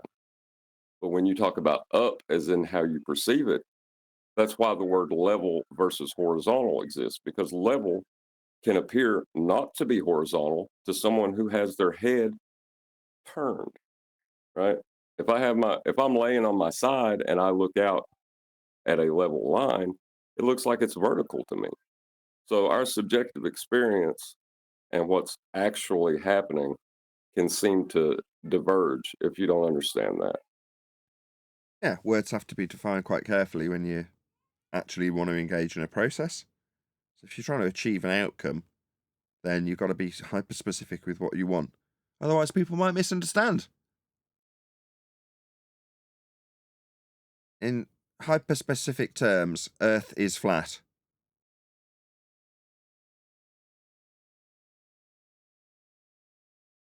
Yes, Go on, John. There's no valid argument against it.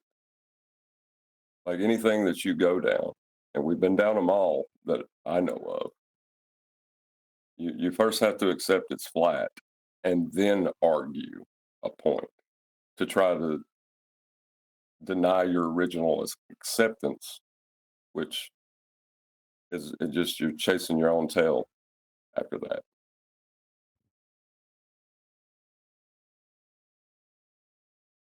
So yeah, hopefully a few of you have now smashed the share button. I've been away for a few days. Has anything happened in the time that I've been dosed up with painkillers?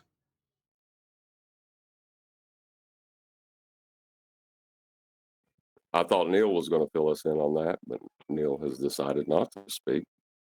But for the audience's Fair enough. benefit, or for when this goes out at a later date, for the last, I don't know, week maybe, I can't lose track of time, I've just been in horrendous pain with toothache and hemorrhaging money at dentists and pharmacists, which is terrible because if you're not working on YouTube, or if I'm not working, I can only speak for myself, it means that the knife edge I survive on financially goes down and you go, oh no, I've got to get back to work. So at the moment, if you're wondering why I'm slightly incoherent, it's because I'm dosed up on painkillers and in a tremendous amount of pain.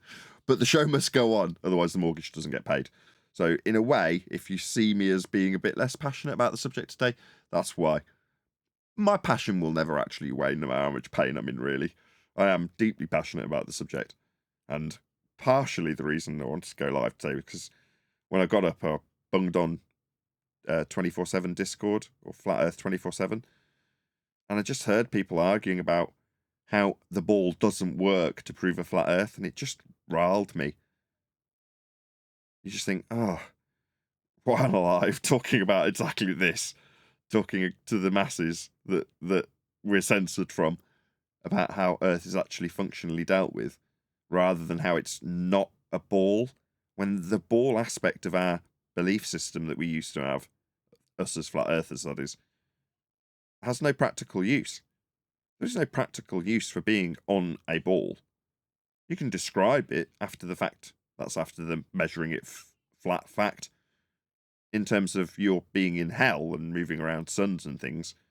But again, that has a certain amount of practical application for predictive reasons.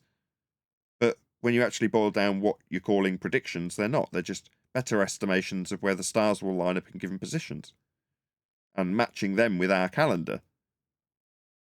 Now, the fact that we've got this arbitrary construct of a calendar in the first place to have to match it up, rather than just obeying where the stars are, is a construct of people that have wanted to track and delineate time in a structured manner that we've arbitrarily come up with. But for the fact that we have these arbitrary constructs, we wouldn't have any issues. We could just be using the stars as a calendar, rather than trying to match it up with some human-made idea that doesn't work correctly. And therefore, if you've got a day, January the 7th, and you say, well, the next January the 7th will be everything in the sky clock moved on by 100% to its original point if it's in a cyclical fashion. But that doesn't quite work. We don't have single systems in the sky, so you can't match it up with a single calendar. Now, while that might be unfortunate for those who want to track things, it doesn't mean that the system that's mathematically invented to square that circle creates a circle we're standing on. It doesn't mean that at all. We've always had religious beliefs imposed upon us to keep us under control throughout history. The history that we're presented with, at the very least. So heliocentrism as a religion is no different. Oh, by the way, if you do take pity on me, as I've been hemorrhaging cash on doctors and not doctors, dentists, although they are doctors, hills and sitting in chairs going, ow! Then there's a PayPal link below. Hopefully you can cash me up to get better.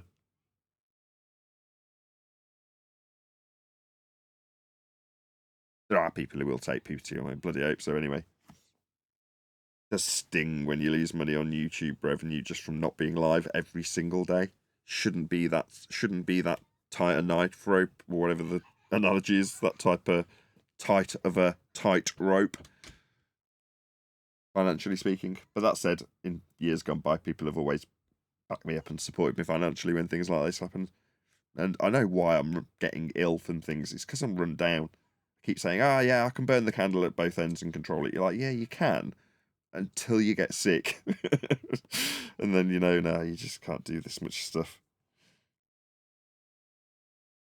I think I'll put a hiatus on Omi videos temporarily, just until the book's done. Just an extra thing that, while it's nice and it does generate more views, like, I'm only doing that as a pushback of seeing a slight decline in the views, and you go, okay, there's a slight decline, I've got to do something extra, let's do Omi videos. So I've done that, and that's worked nicely. But now I'm sick, so I can't add this extra functionality. I'll have to wait till the book's done, then get back into Omi videos, I feel. Another shout out to Unitox Femu. January 7 is Orthodox Christmas. Super chat.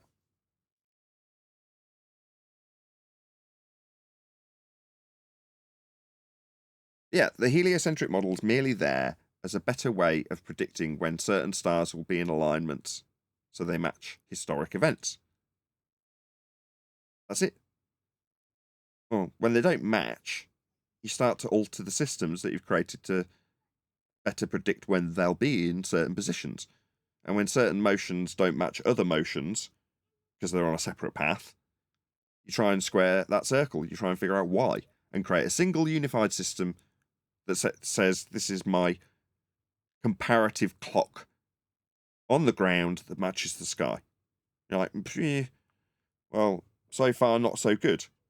There's always fault in these sky clocks. They're never perfect.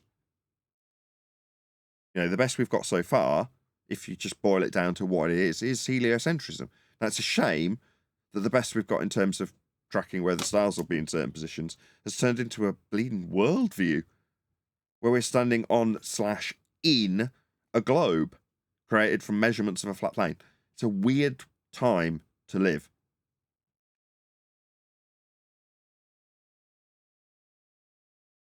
Strange how they think that gets them out of anything standing inside a globe on a equatorial plane that's horizontal, where they're going to be taking the elevation angle measurements from anyway. There's nothing curved about that. No. Exactly. How can we promote the show to more people? That's what I want to know. How can we get what we do in the hands of more people as either a tool that they want to bash globers over the head with / convert people as a flat earth evangelist, which is, obviously perfectly sufficient training offered here to do that if you do want to do that. Or just know that Earth's flat and get on with your day. Not feel that you're in a need to move forward into this rabbit hole. How can we get this under more people's noses? What we do daily. Except if I've got to take. Maybe if there was a book, Nathan, we could buy them a book. Hopefully we'll have that by Christmas. You guys have no imagination. I'll just say, quick, hit the center of the earth button. Well, I can't unsee it now. I shared a video with Brian.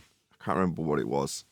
Some circle that had been squared within Keplerian motion. I can't remember what it was. Someone had done some maths for Keplerian motion, right? And said, we figured something out that didn't quite work properly. And I said to Brian, as soon as I saw this, they diagrammatically represented the motion that they were showing with the maths. And it's from the centre of hell. Like on screen now, right? You've got the celestial equator and the point for the angle at 40 degrees from hell. Now, whenever they show you any orbital motion, that's the plane that it will move around. So it's always going to be described from the centre point. You're always in hell when you're looking at any Keplerian motion. It's weird. You can't unsee it once you know it. The whole thing's really quite scary when you think that the church props this up and teaches it to us in the schools. Yet they're describing a worldview that has you in hell. Isn't that weird? It's like that picture there, though. We noticed that now straight away. It's the equator, the equatorial plane, and it's a horizontal baseline for the elevation angles. We can see that, but maybe, I don't know, 5-6 years ago looking at that, or somebody who's just looking at that will think, well, it must be right. The globe's there and that's how it's working. They don't actually see the wood for the trees, do they? They don't see the problem, or they don't see what they're seeing. It's just like, I can't. That now we can see it. It's like what you say though, Nathan. It's like we said the other day. Eratosthenes. How many times was we not noticing that he was measuring angles and describing angle measurements to get the so-called globe 2,000 years ago, and Alberuni measuring elevation angles to get the heights of mountains. They've been. It's just all there. That's all they're telling us. It's flat, and that's how it's measured. Even when they put you in the centre of that globe, they've still got a horizontal baseline for the elevation angle, which they need. Crazy. Divergent Droid from chat says, I'd like to see places put FED on the big screens. Like in a sports bar, I think he means. Something similar. Yeah, he could probably get away with that, right? In a loud bar with subtitles with the closed captions underneath. Because I've set this show so that it renders slightly delayed. So it's got enough time to automatically put the closed captions as the show goes out live. So can you imagine you're sat in a sports bar and you're listening to some music and then you're distracted by the screen, like you'd be watching the ball game, and you start reading the closed captions. It's saying, yeah, well, of course Earth's measured flat. We take elevation angle measurements with respect to a horizontal plane of reference.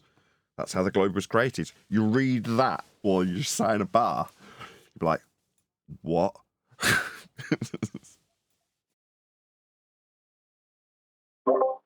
So Globers are right when they say nothing changes, right? You still got to go to work the next day.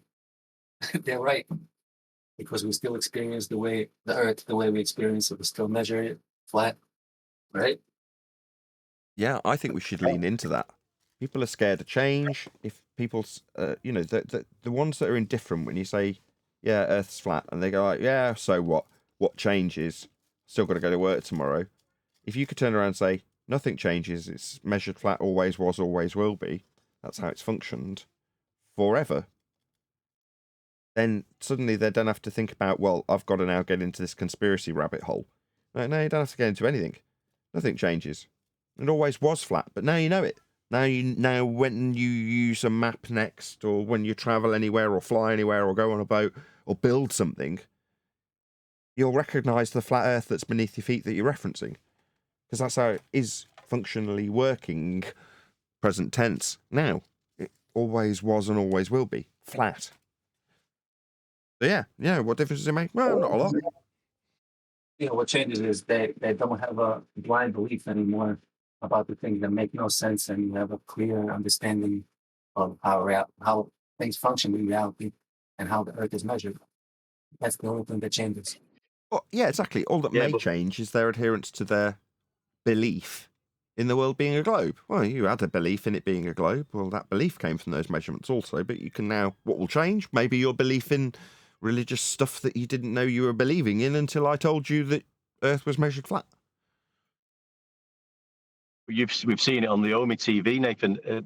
I think they'd be prepared to lose the globe, but they don't want to lose space, do they? They seem like really. You've seen them get more irate about space than the shape of the Earth, don't they? I mean, they're obsessed with it. So if the globe goes, the space goes, and they don't want to lose space travel and space exploration. They can't afford to lose that. Yeah, I agree. It's one of the things I discussed in my journey through Flat Earth was my, not depression, but disappointment in the relinquishment of space. Now, all right, it's quite bleak when you actually reflect on it. Space, that is, very bleak. Endless voids of nothingness. But you've invested in that paradigm, and you've kind of conceptualized how that is the world and how that is the universe and how vast it all is. And your suspension of disbelief at movies has that layer that has to be added to it. It's like, I can't watch what was my favourite show anymore, Red Dwarf, from when I was a kid. I used to love it, absolutely love it. I watched it back to back on VHS cassette over and over and over and over again, to the point where I knew every word of every line of every script on every show. And now, it's just, no, I can't suspend disbelief that far anymore. So that means there's quite a lot of things that, as I was describing in the pre-show, people have invested in, not financially, mentally. And they don't want to let them go. They're too heavily invested. You have to think of them as like EastEnders. Think of your Star Wars or Star Trek as EastEnders. It works then. Yeah, lots of people have told me that. So I remember a guy called Amir in the first year of coming to the subject was talking about the latest Star Wars video game. He was like, no, I can suspend disbelief and get into this video game. I'm happy. I know it's not real and that there is no comparison for me to experience or for Luke to experience that I play with in the game, but it doesn't matter. I'm still enjoying the game. I'm like, I can't do that anymore. I just can't. It's beyond me to suspend disbelief, that extra layer, when we're bracing against it on a literally daily basis. Yeah, but I enjoy a good fantasy film, like anything that involves Narnia. They're your favourite. If that was a film, you watch it, it's fantasy. It's just stored in your imagination. So you just treat it the same way. Could you rewatch Interstellar? I did go through a process of one of my favourite shows was Star Trek, and I couldn't watch it for a little while. But then I thought, oh, I enjoy it too much. Although you see so many things that trigger you while you're watching it. But Exactly. I know that the majority of Red Dwarf's based on a brief history of time. They read it to create the concepts of the show. So, like, every time there's an aspect of that right in your face, normally a major part of the plot, it just makes my toes curl. yeah, but when you see that most of life is like that about so many different subjects, it doesn't matter anymore, does it? Yeah, I know. I can detach myself from it when it comes up from my kids. I can just be indifferent to it. I'm like, they're in that world. Whenever we're sat having a lesson about something specific and it comes up, I'll just carry on regardless of the fact that I don't believe in it. It's like, this is part of that lesson. This is part of that cartoon.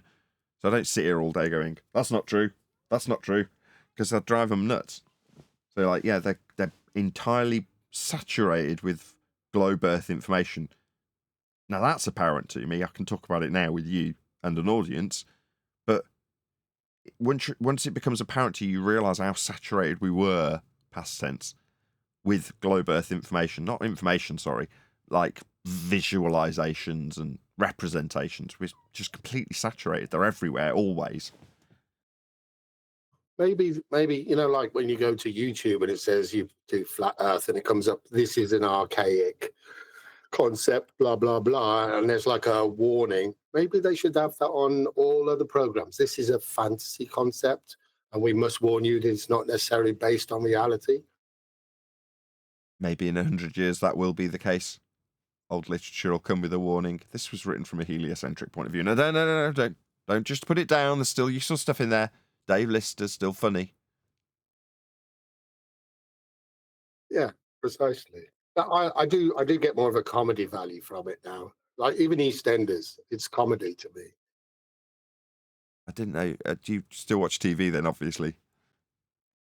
There are a few select programs that my other half forces me to watch sometimes. Oh, it's just garbage. I don't watch TV at all. Closest we come is my wife occasionally watches Netflix, which has annoyed me greatly because they've gotten rid of the surround sound that worked perfectly until 6 months ago. And then they've got rid of it and decided that they want to charge you for a crappier service for about 10 quid a month on top of the... You're like, why? It worked. It was working perfectly. Now I just get stereo. You're like, oh, you bastards. Anyway, enough moaning about Netflix. Yeah, but just stick with the comedy value. As I say, my missus thinks that I'm not very what's the word? Tolerant? Well, no, I just laugh at when she wants to burst out in tears, I'll be creased up laughing. So in what context? As in you're watching some spacey disaster and you just find it funny? yeah. If they're trying to put some kind of a message through, I just think it's funny, you know. Yeah. Even worse is when you start in all of the Avengers movie, they've got this Marvel generally, right? They've got loads of time dilation and multiple parallel universe crap that's riddled throughout it. And to me, it's no different to Globe stuff. It's all based in the same bullshit, isn't it? So when you see this stuff, you're like, oh, it just makes me roll my eyes. It's brainwashing us.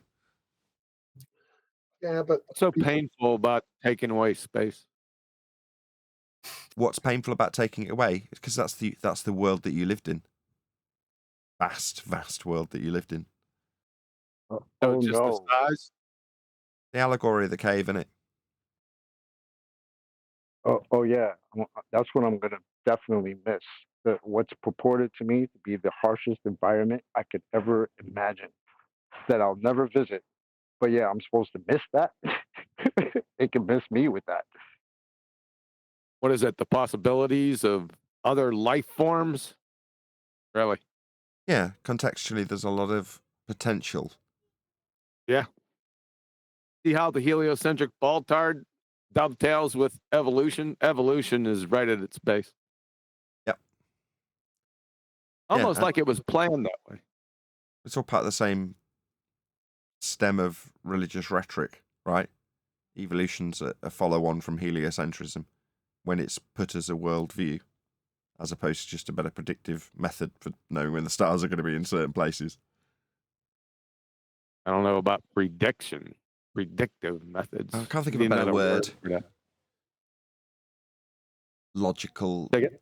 I can't think of a better word. When you talk about 1 minute past 12 coming 1 minute after midnight, it's not a prediction, is it? When I say, well, it's going to be a 1 minute past circumstance in 60 seconds, you watch. Mark my words. I'm Nostradamus. We need one word. I think you can't do it. It's repetitive cycles.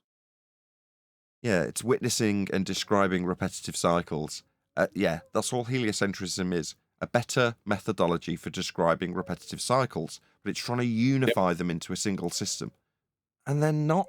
It's not a single system, is it? what about forecasting? Does that work?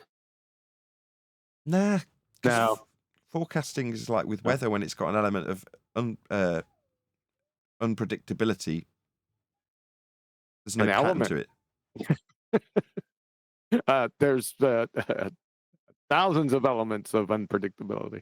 Yeah. Well, I can forecast in 1 minute after 12 o'clock. It'll be 12:01. Yeah, but that's not the weather. We're talking two different things. Yeah, I said the word forecast. Yeah, don't like forecast. It's repetitive cycles. It's recognizing patterns. We're good at that. Yeah. Cyclical.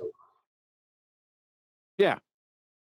We're trying to get them to all function as one spirograph, like so you can draw the whole thing out in one. And it's like, no, we've got multiple things going on at once. Yeah, but spirograph was very clever because that was cyclical. If you just kept going with it. Yeah, but if you try and get that idea into your head that you've got this really pretty pattern that's nice and uniform, well, if you've got a completely different shaped spirograph sat on top of it, you're like, these two things are never going to tally nicely with each other. They're different. Eventually they do, don't they? Nah, eventually you end up with nonsense like heliocentrism to try and describe it. Oh, so what you say, doing one on top of the other? I thought when you get those spirographs with the one in the middle, the double ring one. Yeah, that's what heliocentrism is attempting to do, put more cogs in.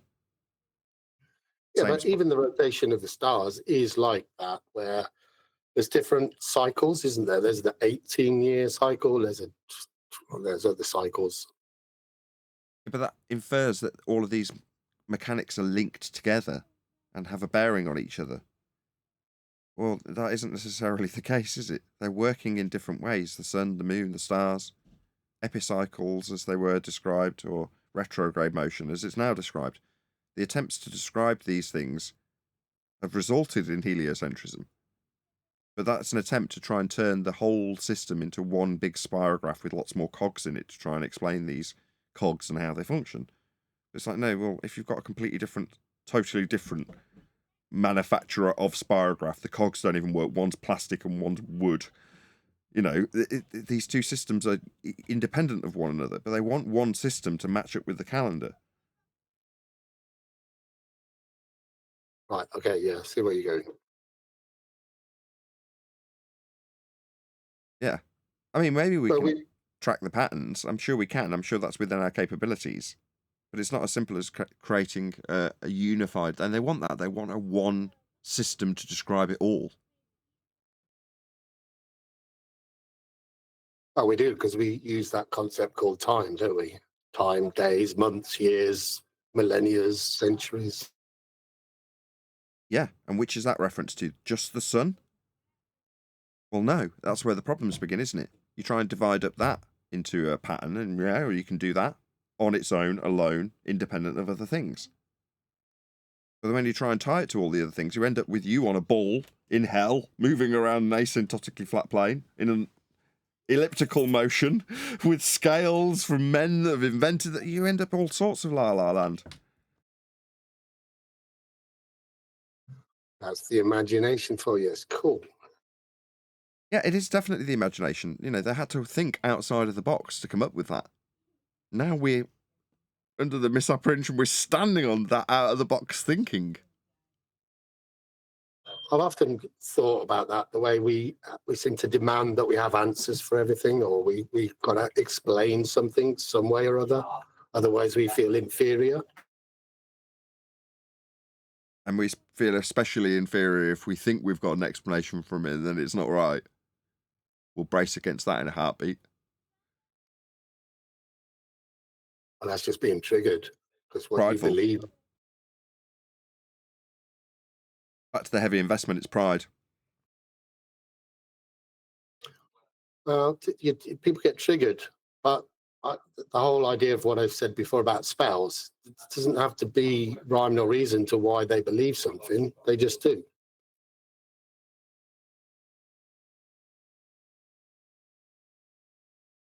And as you say, they become invested in it, whether they realize it or not.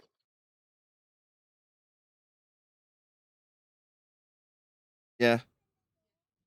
But there is a reason people believe in being on a ball, right?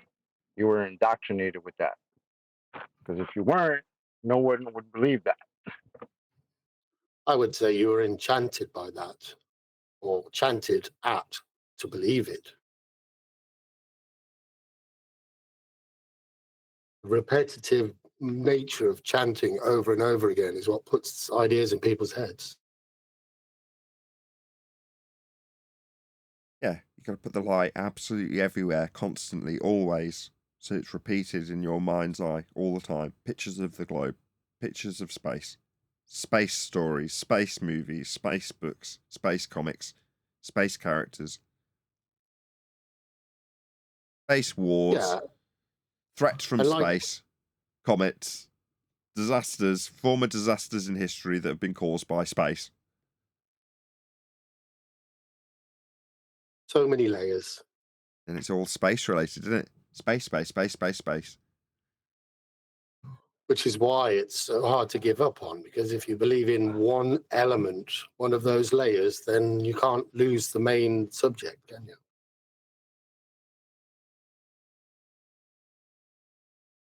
Indeed. So maybe that's why it's so hard to let go of. Well, hopefully a few people will smash the share button, and a few people today will learn that Earth is measured flat. Smash that share button if you've not done so already. If you take pity on me for the tremendous amount of pain I'm in, please smash the PayPal link in the info box below this video. But with that, I'm going to say, if you are watching this on either Nathan Oakley 1980 or Nathan Oakley premiering streams, then stay tuned, as there will be an after show to follow. Breakfast, that's what's Breakfast, that's what's up. Come back, show's over. All right. I'll eat then. Well, thanks for the update. What did I miss? Breakfast? No, I mean, You that's missed my super chat earlier, Nathan, but that's all right. what did you say? Sorry, Mush. Everybody complaining? It's not important, bro. Did I Just really? I hope you feel better, man. It's all good. Oh, I'm so sorry. No, dude, like, no worries. I don't even know why I'm saying it, bro. January 7th, As long as you Orthodox get it. Christmas. Yeah, I do vaguely remember thinking I should read that out. Homework. Hope you feel better soon. Yeah, I'm so sorry. Thank you for the super chat, Vlad. On flat, on 0 worries, degrees, brother. aka Mush.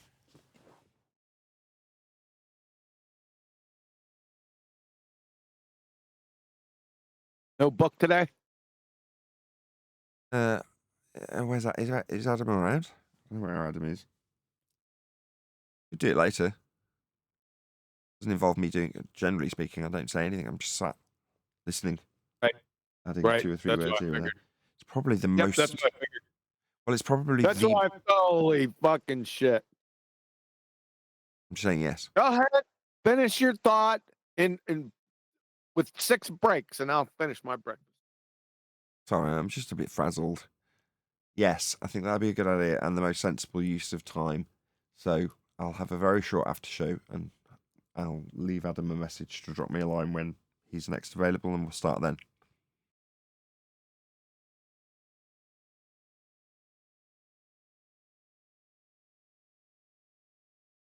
Done? Very dramatic. Yes, I am.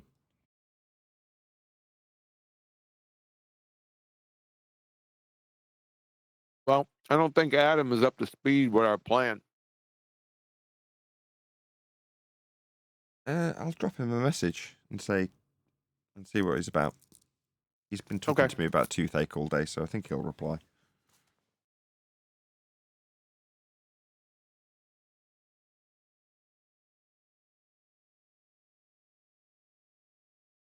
So what's up? They didn't fix the tooth yet? Nah, so when I originally went, they've obviously missed an infection. That's why it's hurting, not because there's a hole in one of my teeth. So they've done a filling with an infection that's unaddressed, and it's been like that probably for a month or more, and it's just got so bad it's wrecked some of the bone. So the first lot of antibiotics haven't got rid of it. Now I'm on penicillin. Hopefully that'll get rid of it. To be perfectly honest, as soon as I took the penicillin, like 2 or 3 hours later, I was like, it's just me, or can I feel this taking effect? And I said to my wife, this actually feels like it's taking away the pain almost immediately after taking it. Huh. So hopefully whatever damage has been done from having a prolonged infection in my gums will go away once I get rid of the infection, and it'll start repairing itself. Hopefully. Otherwise I'll lose one of my teeth.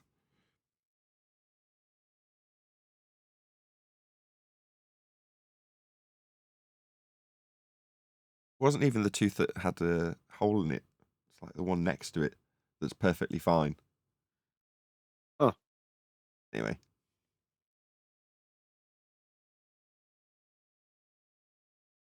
Hopefully with a few more days of antibiotics, it'll actually go away. The pain, that is.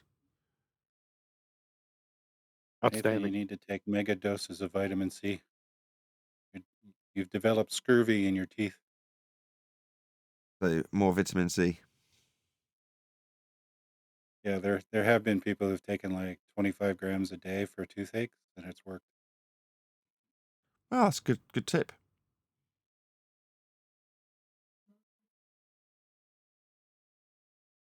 I'll have a banana.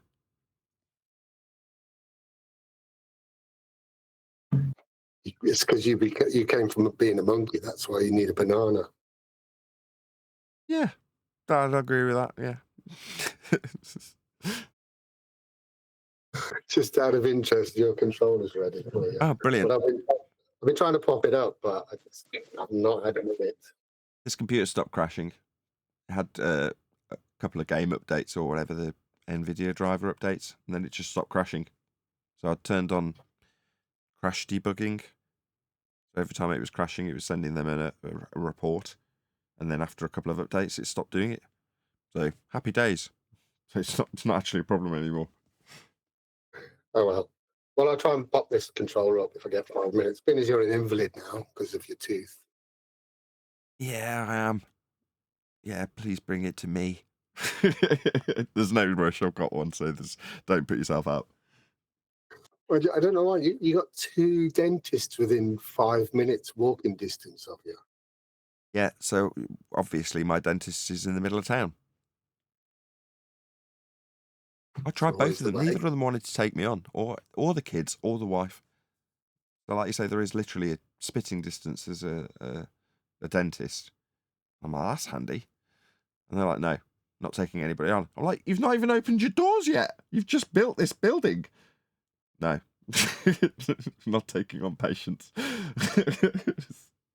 Okay. They do, but you have to be one of those private patients with lots of money. They're literally just come into existence. It's not like they've moved from somewhere else. They built that practice on the corner, and it was brand new. Anyway, it made no sense to me unless it's some dodgy front for something else, and they're not really doing any dentistry there at all. I don't think I can't remember ever seeing anybody walk in or out of it, like Avenue Dental. I've never seen anybody walk in. Have you? I know I've never seen anybody go in there. But I think they right. do really strong drugs there, don't they? Well, not only have I never seen anybody walking in and out, that you think to yourself, what do you need if you're a dental practice? You need somewhere easy for people to park. I suppose there is Tesco's car park opposite. Yeah, maybe that's not as legit as I think. Anyway. Yeah, I go to You can't town. park at Tesco's. They'll fine you if you're there not shopping now. Yeah, I bet.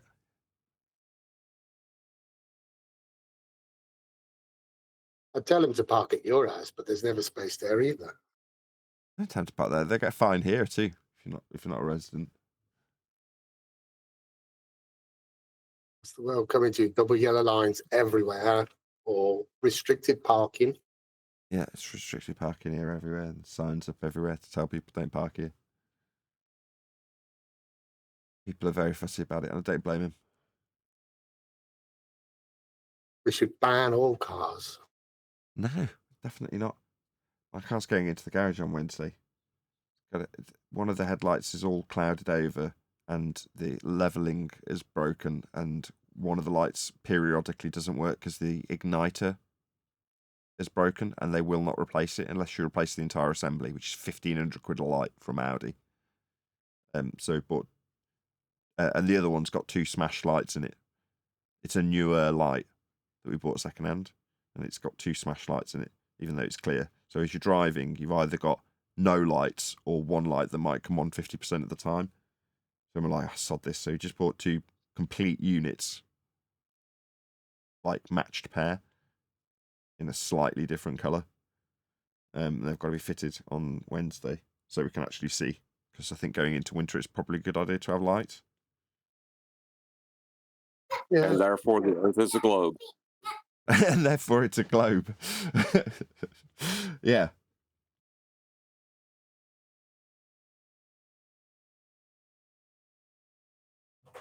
Sorry, I had to step away.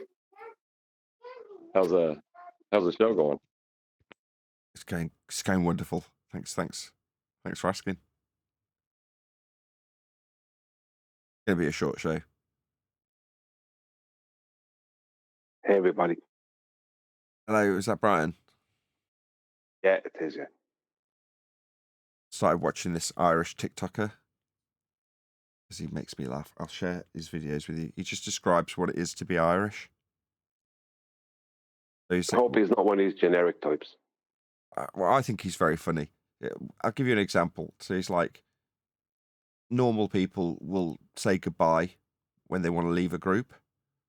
Well, that's the wrong thing to do because they'll ask you why you're leaving and then you've got to tell them and you haven't got much time to think about it. It's like what the Irish will do is just leave. Now, if you just leave, then you've got to explain why you left the following day. But you've got ages to think about the reason. So, and if you're out drinking, there's always memory loss. Oh, well, I went to the toilet and I woke up here with 2 pizzas. Can't remember. I think you can keep him. Oh, well, fair enough. I'd say he'd annoy me the minute I hear him. Well, even if he's not living up to true Irish stereotypes, I find him very amusing. I'll share him with you. This thing, like the start was normal people. Oh, I'm a normal person. I do normal stuff. Same as there are people everywhere else in the world. You're a what? Well, normal person. Oh, normal. It's just the start of what the guy says. Normal people do. Yeah, that's what you No, that was are, me. buddy. That was me saying that. I can't remember what he actually phrased it. Right. I'll dig you out a video. Hold on. No, there's been a few Irish comedians and they're living off of this stereotype from the past, you know. He wakes up in the morning, he drinks he drinks a pint of Guinness. Now, this kind of stupid idiot. It's like, no, you don't. You know, and I can't stand comedians who tell stories that never happened. You know, they make up a story to tell their audience. It's like, nah, that never happened. You didn't do that. It happened to someone else if it happened. Anyway, I can't stand them. Irish comedians in general, I just can't stand. Well, wasn't the whole reason behind making the Irish into a bunch of drunks? It didn't have something to do with the potato famine? Reality. Sorry? The potato famine. When No, they it's were because secretly they're the shipping origin Irish of out of Ireland. they're the origin of everyone. I don't know why there was such a drinking culture here. I don't know why, but it does kind of suit us. It's a lifestyle. Drinking is, someone said to me years ago, someone who was a really heavy drinker, that it's a lifestyle choice. In a way, it's true. You have to know how to do it. You know, there's no drinking. You know, like in America, they have parties and they have these, you know, I know they do, not saying everyone does it, like it's not every American does it, but you know, younger teenagers, and that they have, and people in college and university, they have drinking games and all this kind of stuff. Just like that, well, maybe it exists here now or something, American culture or something, but there was just none of that. You just drank. There was no, you know what I mean? It was just everyone drank, so you drank. It was just, that's basically that's the size of it, you know. Anyway, why everyone done that and why that happened over generations, I actually don't know. I can tell you whiskey, right? People used to drink a glass of whiskey in the morning. Now this be before my time. But, well, not always before. There was people still doing it when I was younger. But their purpose of it was to kill off bacteria, keep you healthy. So people would drink a glass of whiskey in the morning, believe it or not. Invented Halloween, as we all know. We also invented St. Patrick's Day and calling in sick to work after you've been drinking. All the best holidays come from us. No, Yesterday, he's an idiot immediately. No one invented Halloween. Halloween is the New Year, Celtic New Year. It wasn't an invention. No, and St. Patrick's Day was invented by the Catholic Church, not us. And no one, what we invented calling it to work sick. So nobody after drinking. So no one else in the world ever did that. You joking me? So what is a hangover different in Sweden than in Ireland? Give me a break. This guy's Halloween, and a lot of Irish people got pissed off at me. Oh, that's what the Americans do. He's a fucking Yankee Doodle now. It's traditional for the Irish to carve turnips. I'm not gonna fucking do it. And this is why. They're fucking terrifying. I do not want this young man in my home. I don't want this to even know I exist. The more it knows, the more it can do. The pumpkin is mischievous. He's cheeky. At worst, maybe gets into a few shenanigans. This I'm gonna fucker leave, Nathan. smells... I can't stand this guy. He's so bad. This is your typical twat. He's a liar. That's why I don't like him. Yeah, it's still a liar. No, like, he's lying for laughs. That's the thing. I don't like liars in any capacity. That guy's a liar. He's making shit up. The guy's talking about pumpkins and turnips, and you're like, he's a liar. All entertainers, as far as acting go, are liars by that standard, though. Yeah, but he's supposed to be making people laugh. Now, I don't mind someone being sarcastic about that, but he's coming up with just pure lies. He's not funny. It's just an idiot. I don't see. As I said, a lot of these kind of Irish comedian types, they'll do well in Britain and places because they are living up to some kind of a stupid stereotype. You know, when you see, let's just say, an Indian comedian, like someone who grew up in the UK, but they're Indian and they're a comedian, and they keep talking about what they do every day in their Indian household and how Indians must always do this and Indian people must always do that. It's like, that doesn't happen every day. You wake up, right, and you do normal things, right? You have a culture, but you're not so ingrained in it that every day that you're immersed in this culture. I mean, give me a break. No. And that guy, he's not talking about any kind of a culture. No, I get what you're saying. So back in the day, in the 80s, right? It's specifically Indians. Yeah, I had plenty of Indian friends. And you go around to their house, and because their parents were originally off the boat from India, obviously they've carried over all these various different Indian cultures. However, upon growing up in England with an English education, there's a good chance that they'll just develop all of the English stereotypical, how people behave here, all of those traits. And then their kids, in spite of being Indian, they're second generation British by that point. Well, it's that comedian that would be now on stage, maybe 18 or whatever years old, talking about having an Indian family, and you're like, hold on a second. Your parents were born here. And yeah, they might have had a bit of tradition bestowed upon them from their parents when they were fresh off the boat, but it's 2 generations later now.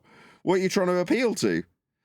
I saw that recently where there was a guy, again, who's clearly second, maybe even third generation British, and occasionally he puts on the stereotypical Indian accent when he's trying to decry a point he's making about his own stereotypes. So he's not talking in an Indian accent. It's like, you've never had that accent. You've been here the whole time. Why are you pretending to ever have had that accent? You've never lived in India. You might have gone there. Exactly. It's like Harry Kane putting on an Irish accent to tell you, what's the point? Exactly. It's like Jimmy Carr. But you grew up in England. Exactly. It's like Jimmy Carr putting on an Irish accent. You're like, yeah, okay, so yes, your origins are Irish, but that doesn't mean you're ever going to have had an Irish accent. You've not grown up in Ireland. I can't stand any comedians who put on this mock stereotype or lie in any way.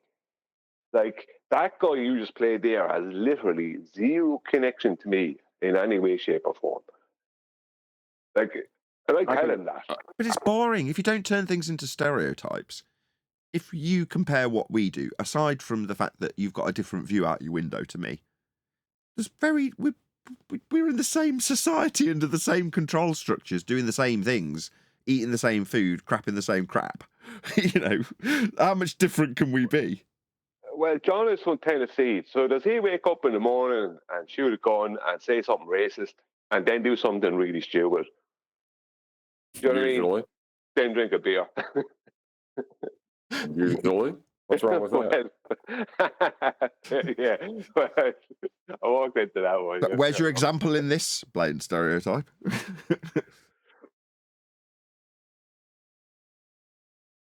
That's the fun. You know what I It's mean? just It's fun, like isn't it? there's an American stereotype as well. Go on, John. Sorry. I was gonna say, yeah, they're like when Timmy come on the show and he's like, "Oh, this is my favorite character talking about me." He made it like derogatory, like I was a hillbilly. Like that's still everywhere I go. Like if I go to New England or out west, they want me to speak just so they can hear it for themselves. Entertain me, hillbilly. Talk. Say something. Yeah, and it's kind of annoying when they say something that's wrong and you try to correct them. You know, I and used then to they I used to get that too. Oh, you're English. Oh, say something. Yeah, but your stereotype is a little different because like English people say something and there's like an authority that almost comes with it because they are British.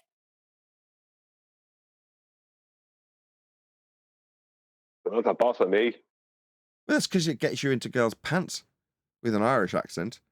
Oh, say something to me. Oh, maybe you should be coming back to my bedroom. Don't try that. That's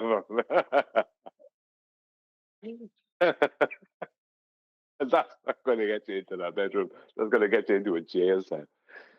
No.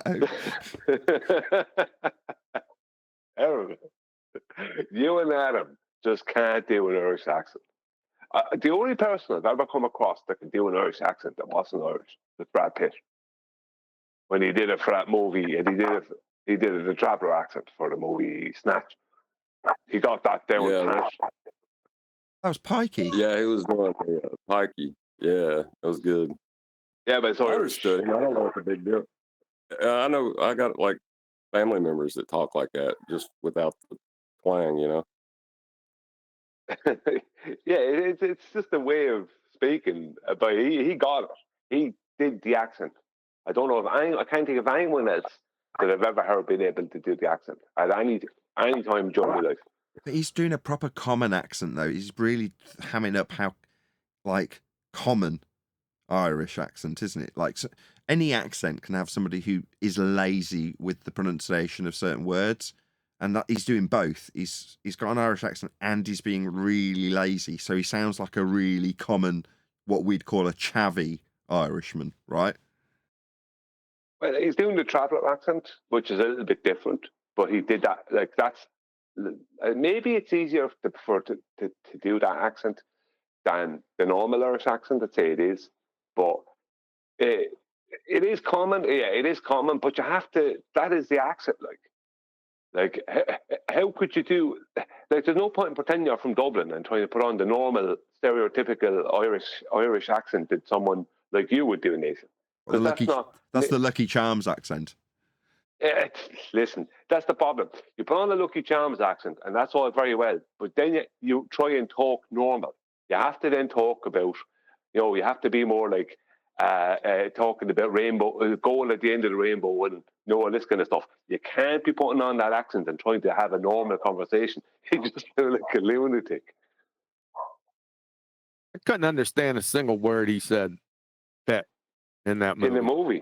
Oh yeah, well, that's what would happen to you if you're talking. Yeah. Now, on occasion, it would strike me like 3 to 5 seconds later what he said, but I was already listening to the next thing he said.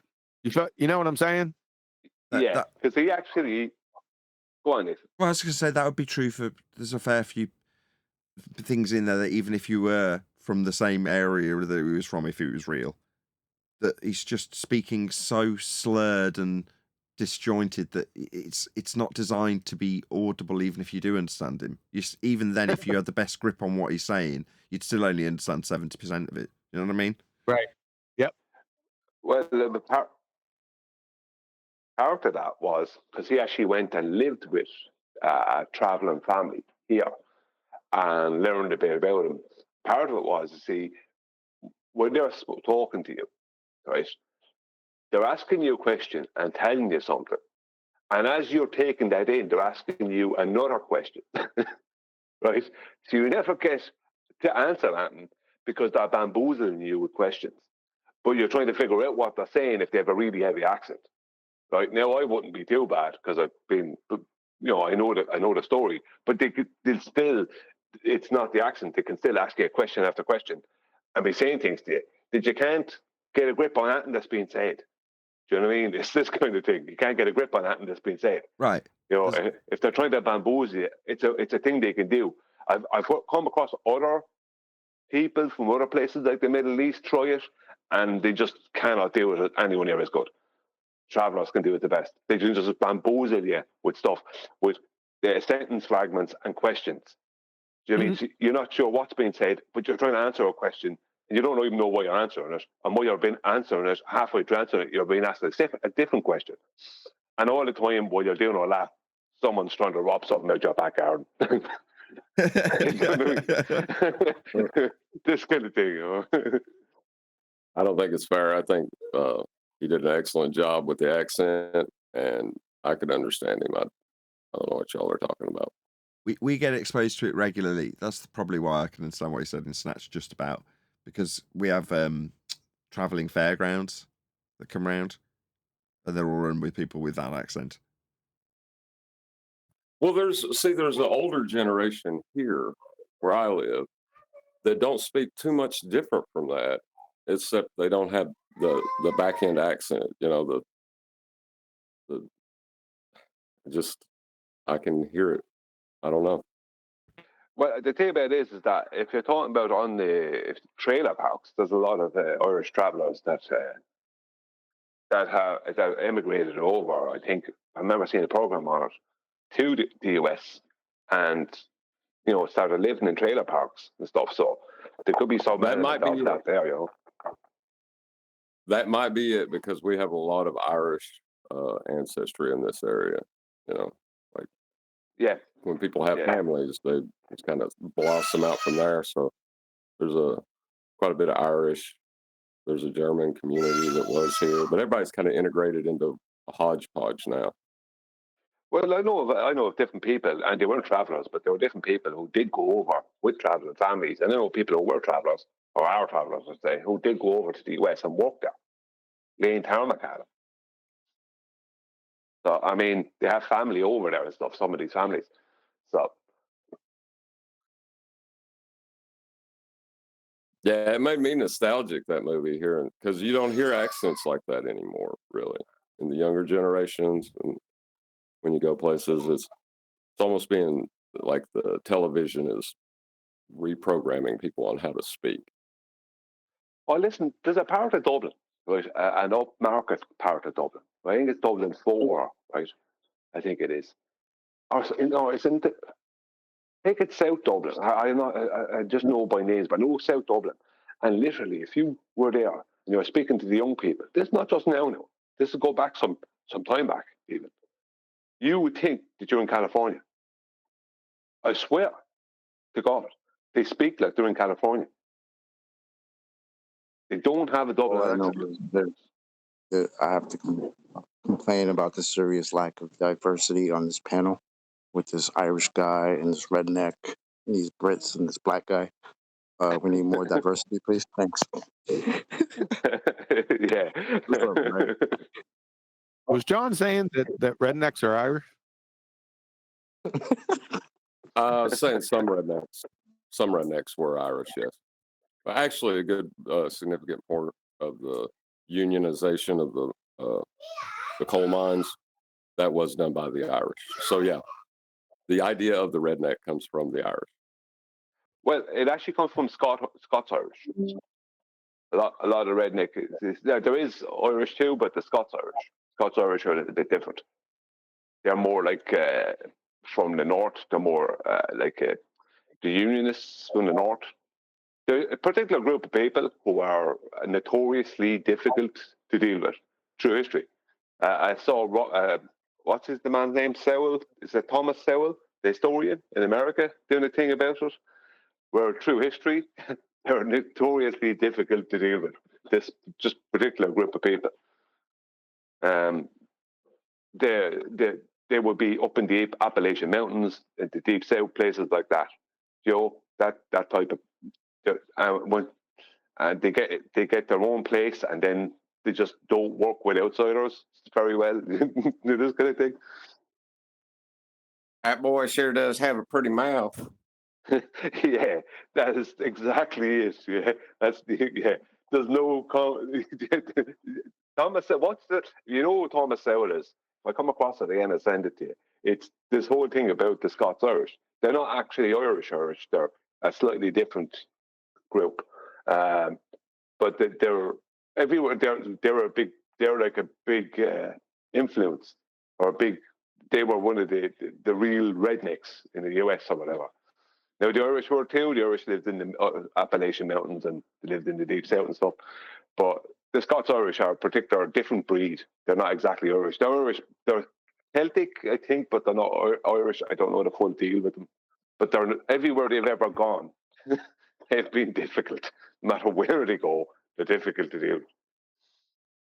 Well, it was cheaper to import Irish indentured servants than to risk slaves in mining operations because of the danger involved. You know, if your life expectancy is so low, why would you ever get We're not going to anyone risk the slaves. for a long time? Yeah, it wasn't financially viable, so they got indentured servants. Yeah, I mean, who wants to work? I wouldn't work in a mine even now. Mines are illegal. And who'd want to work in them back then? I don't know.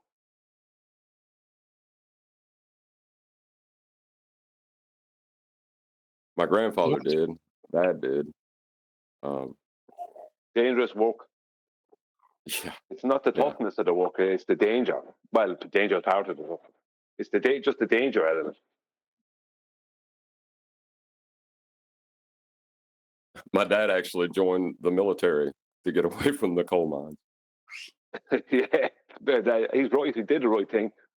He did the right thing because, you know, he may as well see some of the world or do something if he's going to get killed early. You know what I mean? I'm not saying he did or not. I just mean that those coal mines are lethal. Yeah, he thought going to war was safer than what he was doing at that moment, so he did that. Life is Probably lethal. Was. Life, it's pretty lethal. Ain't none of us getting out of here alive, boys. Right. Well, some of us will. You're going to get out alive. Yeah, Brian, alive? but Brian, imagine the same thing here in India. My father Here has we worked go. in a coal mine for more than 40 years of his life. Here we go. Got a scammer.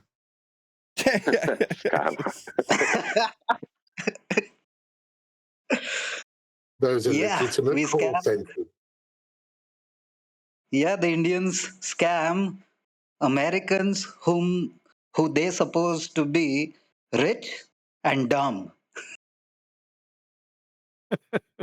See, I was complaining about the diversity of this panel, and the Indian goes up.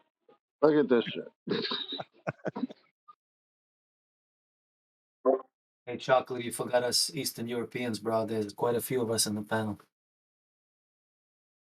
Is there any From Eskimos here?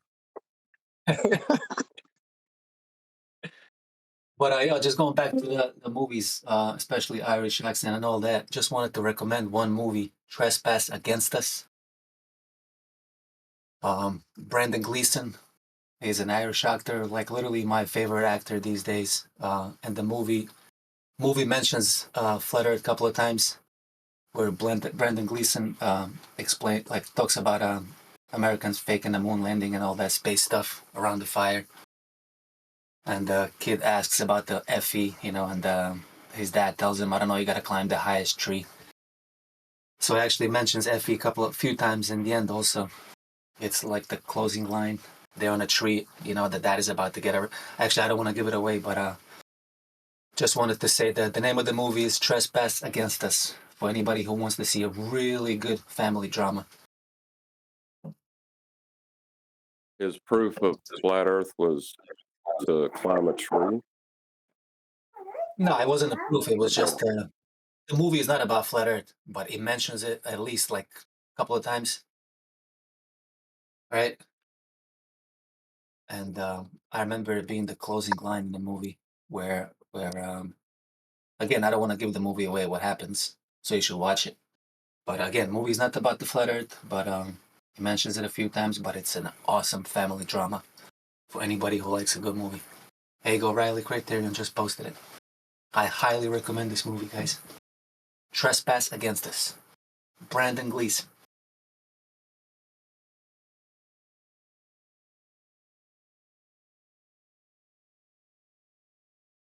Anyway, I just thought it was interesting that you elevate yourself in a tree with respect to a flat plane to see further over that flat plane. How that would prove anything but a flat plane.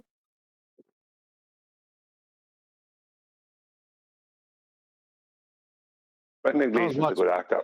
Sorry, go on, Kiwi. No, I was going to change the subject. Go ahead. No, go ahead. I'm happy with that. Go on. I was just watching a documentary, something that I always thought about the frontier in America. You know, in the early 1800s, coming up through the 1800s, all the frontier and you know all the cowboys and that stuff. And I always wondered, living back then in those towns. I mean, you didn't have running water, you didn't have good sanitation. I always wondered how life would be like. I mean, it would be rough. And I watched a documentary yesterday. It just exploded on all those topics. Oh, it was the nastiest, just the nasty of the nasty, the smells, all the diseases and things. I just thought I'd bring that up because I watched it yesterday evening. It was pretty. I kind of thought that it was like that, but it was much, much worse. Hey, it's funny. You remember you brought up Brad Pitt? Well, I did. The conditions that they would have been living in at one time when I was younger were like that. No running water, no power, none of that. Wheels disease, all this kind of stuff. Yeah, outhouses and some people didn't even have them. They'd just toss it out. A field. Yeah, it'd been like there's no frame of reference for them, but it would have been rough for us because we're pampered Westerners now.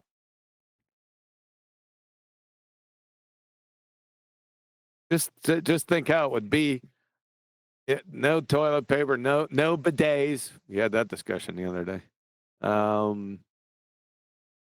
Women, it would be absolutely atrocious. I mean, how would you ever get together? You have to stand, you know, no baths or showers, no baths for like months. Hard work. My God. I don't Even the well-to-do only bathe like maybe once or twice a year. Yeah. But when I was younger. Go on, John. Sorry, I go in after you. Oh, okay. No, I was waiting on you. If everyone was like that, though, and you never do anything different, it probably would just be normal to you. You know what I mean? Like, I it's not suppose. until you know, it's not until like how it is now that it would be like, oh my God, that dude stinks. You know. When I was younger, we didn't have very much, and we had an outhouse with no inside toilet. We had one sink between two families. One time there was three, but one sink between two families in the whole house. And the house was very small, and we had an outhouse. And that was then when we went to my mother's place. They had another outhouse, I remember right originally, and there was often down when I stayed in my mother's, there was no fridge, sometimes no cooker as well, things like that. So things were poor, but it was one of these situations where it was just everyday normal. When you know what I mean? It wasn't. It was just normal stuff that there wasn't a toilet and maybe there was no fridge or these kind of things, no TV, all this kind of stuff. So it's like it just like, you entertain yourself in some other way. Do that kind of way. That's what you do. Now, a lot of people would have been poor like that back when I was younger, here anyway, and I'm sure other places. But yeah, you just kind of, we don't have a fridge, so what do? You fill up a bucket with water, and because it's already cold, the water will be cold. So you put milk around that you have, you put a bottle of milk around that, you put that into the water. That keeps it cool. Not that you really need it, but at the time they didn't have pasteurization and all that like they do now, so milk used to go off very fast. So when did you? What the bloody hell are you about? When did you live in the 1800s? No, that was the life when I was younger. That's the way things were that's for me when I was younger. It wasn't until about the age of eight. I think it was too. before we had your own toilet. We didn't have a Nintendo, and I think the clock didn't work on the VCR. It was awful. you were. That was rich. We thought everyone in England was rich. That's nothing, Brian. When I was growing up, there was 10 of us in a shoebox in the middle of the road. Cold butties for tea. Yeah, someone always has a worse too. 10 in a shoebox in the middle of the road. No, it was. Hey, wait a I'm minute. not saying. Sorry, go on. Wait a minute. Have you ever defecated in the open? Yeah. Yes. Yes.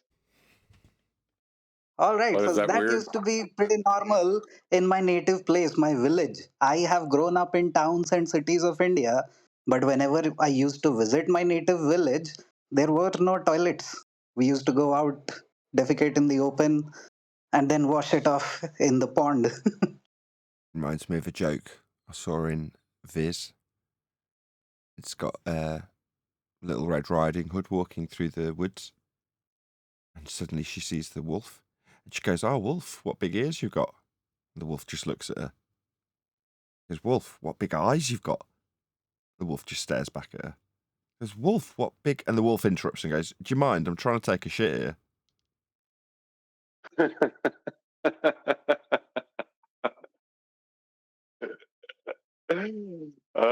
Listen, I tell you, my uncle, right?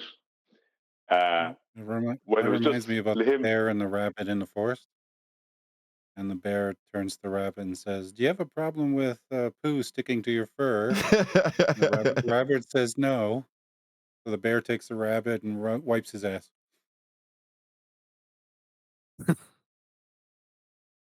Go ahead, Brian. I guess they didn't hear you start talking about your uncle.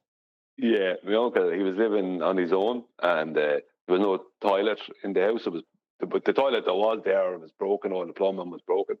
So there was a manhole out the back. Now, it wasn't on ground level. It was out the back up against this big mound of this kind of hill.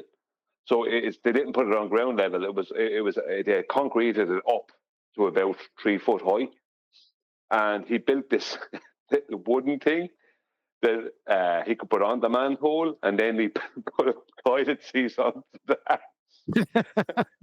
And he used to sit up on that and go to the back of the house. No one would see. He was in the country. No one would see him. So he'd sit there and he'd look at the paper or whatever. That was his toilet. Hey, I got a funny story. My cousin, we were at my great aunt's house. No, just one great aunt's house, and she didn't have working toilets. She just had an outhouse. Well, someone was in the outhouse, so my cousin went in the woods and grabbed some poison ivy and wiped his hind end with it. That's not funny.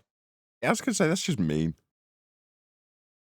It wasn't funny at the time, but hearing him take a crap every time after that was kind of funny. You have poison ivy over in England? Is it the same as stinging nettles? Same as what? Singing nettles. No. Poison ivy. You ever heard of it? Yeah. It's not nettles or stinging nettles. It's called poison ivy. I don't know. I'm sure you do. No, you'd know because you would have run into it. So that's interesting. Oh yeah, yeah. You can't live in America and not know what poison ivy is. Or poison oak or poison sumac. They're plants that if you brush up against them. When I was a young man, I could get away with. It would never react with me or my skin. So I could lay in poison ivy and never get it. But as I've aged, I thought that I was still immune, and I was working around some poison ivy, and I said, I'm not going to get it. I could work through this. That didn't work out too well for me after that. We don't have poison ivy in this country. Ah, that's a blessing. There you go. It's native only to North America. Okay, fair enough. We do have stinging nettles, though, which is a different thing. Yeah, that we have the. I don't know about stinging nettles, but we got some things that are probably a reasonable facsimile of that. It is just like a very tame bee sting, but you get many of them in one go, and it's more irritating. Poison ivy is not like that. You won't even know you've touched it. You'll smear it all over your damn body before you realize what you've done. All right, stinging nettles got blackberries on them, which are tasty. That's brambles. What are you talking about? Yeah, but there's always stinging nettles around them, isn't there?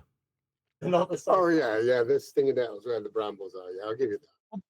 Well, post a picture of them. Damn.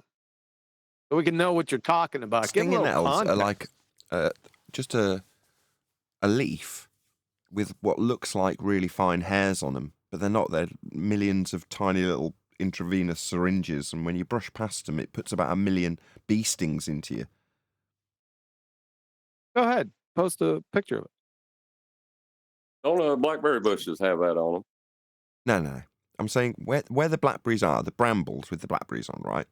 Around them here, there'll be stinging nettles all around them. Is it a flower that you're talking about? No, it's a weed. You can make nettle soup, I think. Make bread with it too. I think I know what you're talking about. I think we got them here too. They're just not prodigious. The ivy killed it off, I believe.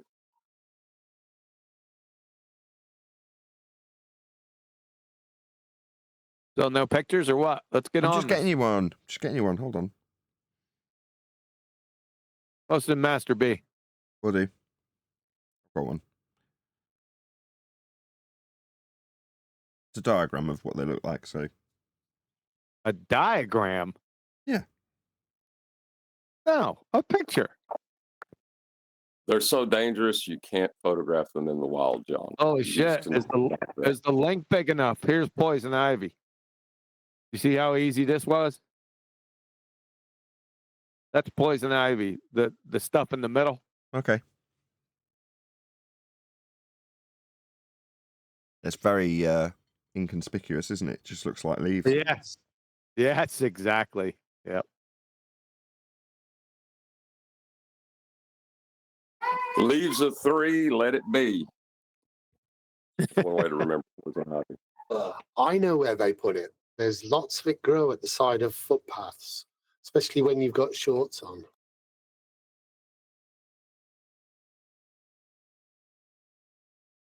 You there, Adam?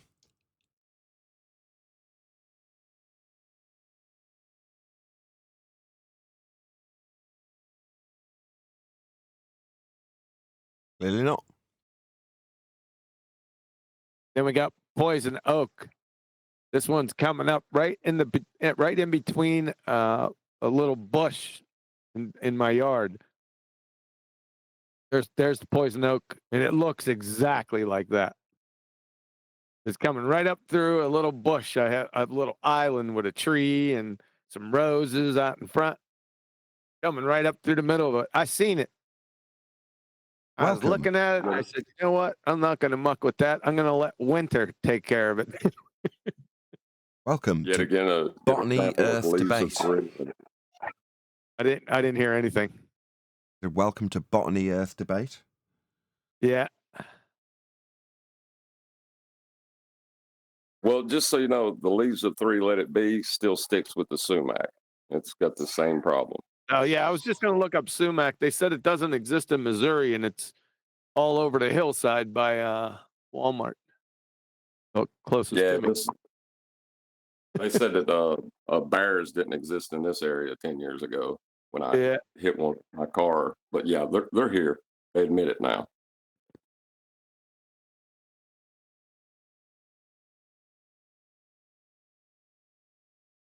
Like, seriously, this insurance company told me that what happened to my car couldn't have happened to my car because bears don't exist in Tennessee. Yeah.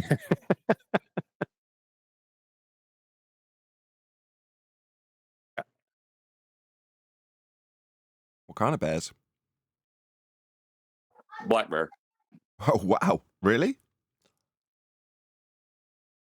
Yeah. There are a lot more of them now than there were back then, but there was one for sure that I hit with my vehicle.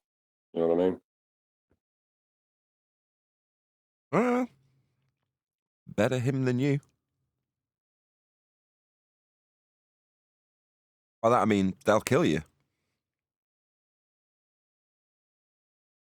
No, black bears are usually just run from you. The grizzlies, the brown bears, them are the ones that are trouble. Or is it? Have I got it the wrong way around? It's the brown bears that are the ones that'll kill you. That you wouldn't want to go anywhere near. I don't want to go near either one, so I can get that out there right away. But the brown bears are more territorial. Black bears they're not friendly. I mean, you're not going to invite them over for tea or anything. The one that is less dangerous, if you want to call it that. I've seen people chase them off with brooms and dogs bark at them and they just run off. Whereas the other one will just kill you. The brown bear, then. I've got them the wrong way around. Yeah. The brown bear is the one that's the size of a polar bear almost. It's a little bit smaller.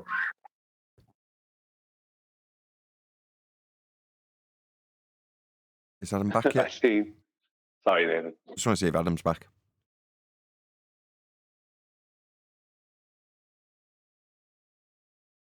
Clearly not. Go on. You can have the last word. I'm going to round out in a minute anyway. It's just a shorts video I saw online. And someone, they were just saying, the caption was, it's okay, the door's locked. Right? There's a bear outside. It's okay, the door's locked. This big brown bear. The thing just butted the door.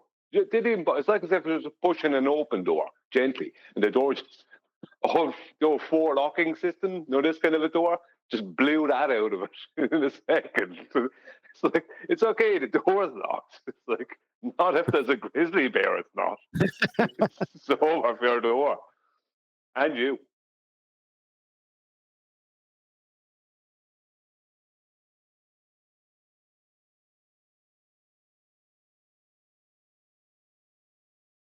Yeah, the door is made to keep people out, not got gigantic monsters.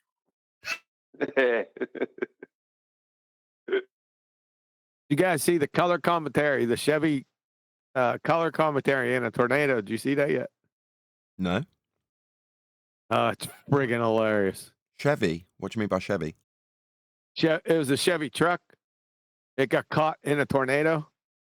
And this guy was giving play-by-play color commentary. This guy was giving play-by-play color commentary. I laughed nearly half the day yesterday. I couldn't stop watching it.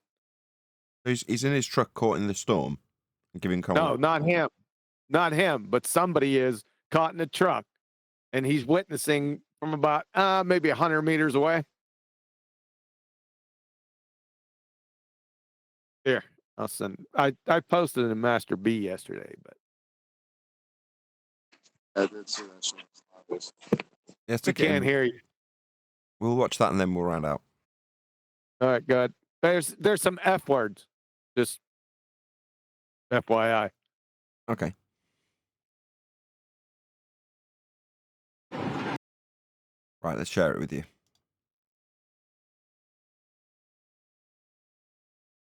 See that? Yeah, it's it. Look, there's a fucking truck in it. There's a fucking truck. It just flipped over. It's spinning on its side. fucking wheels. Andy, go ahead. And it drove the fuck off. That's the best Chevrolet commercial ever. Why just stop it? Because he said that's the best Chevrolet commercial ever. It's not over. Oh my god, like a fucking rock! Oh my god! Look, there's a fucking truck. Very good. Now, my favorite part is the subtle part right in the beginning. Look, there's a fucking truck. But then he goes, look, there's a fucking truck. That's a fucking truck. That part cracks There's a fucking me truck. up. It just flipped over. Back. You didn't give it justice. Yeah, that didn't look computer generated at all. I don't know. It looked real enough to me. Oh, it was real. There was a real play-by-play color commentary. You didn't give it justice. You stopped it before it finished.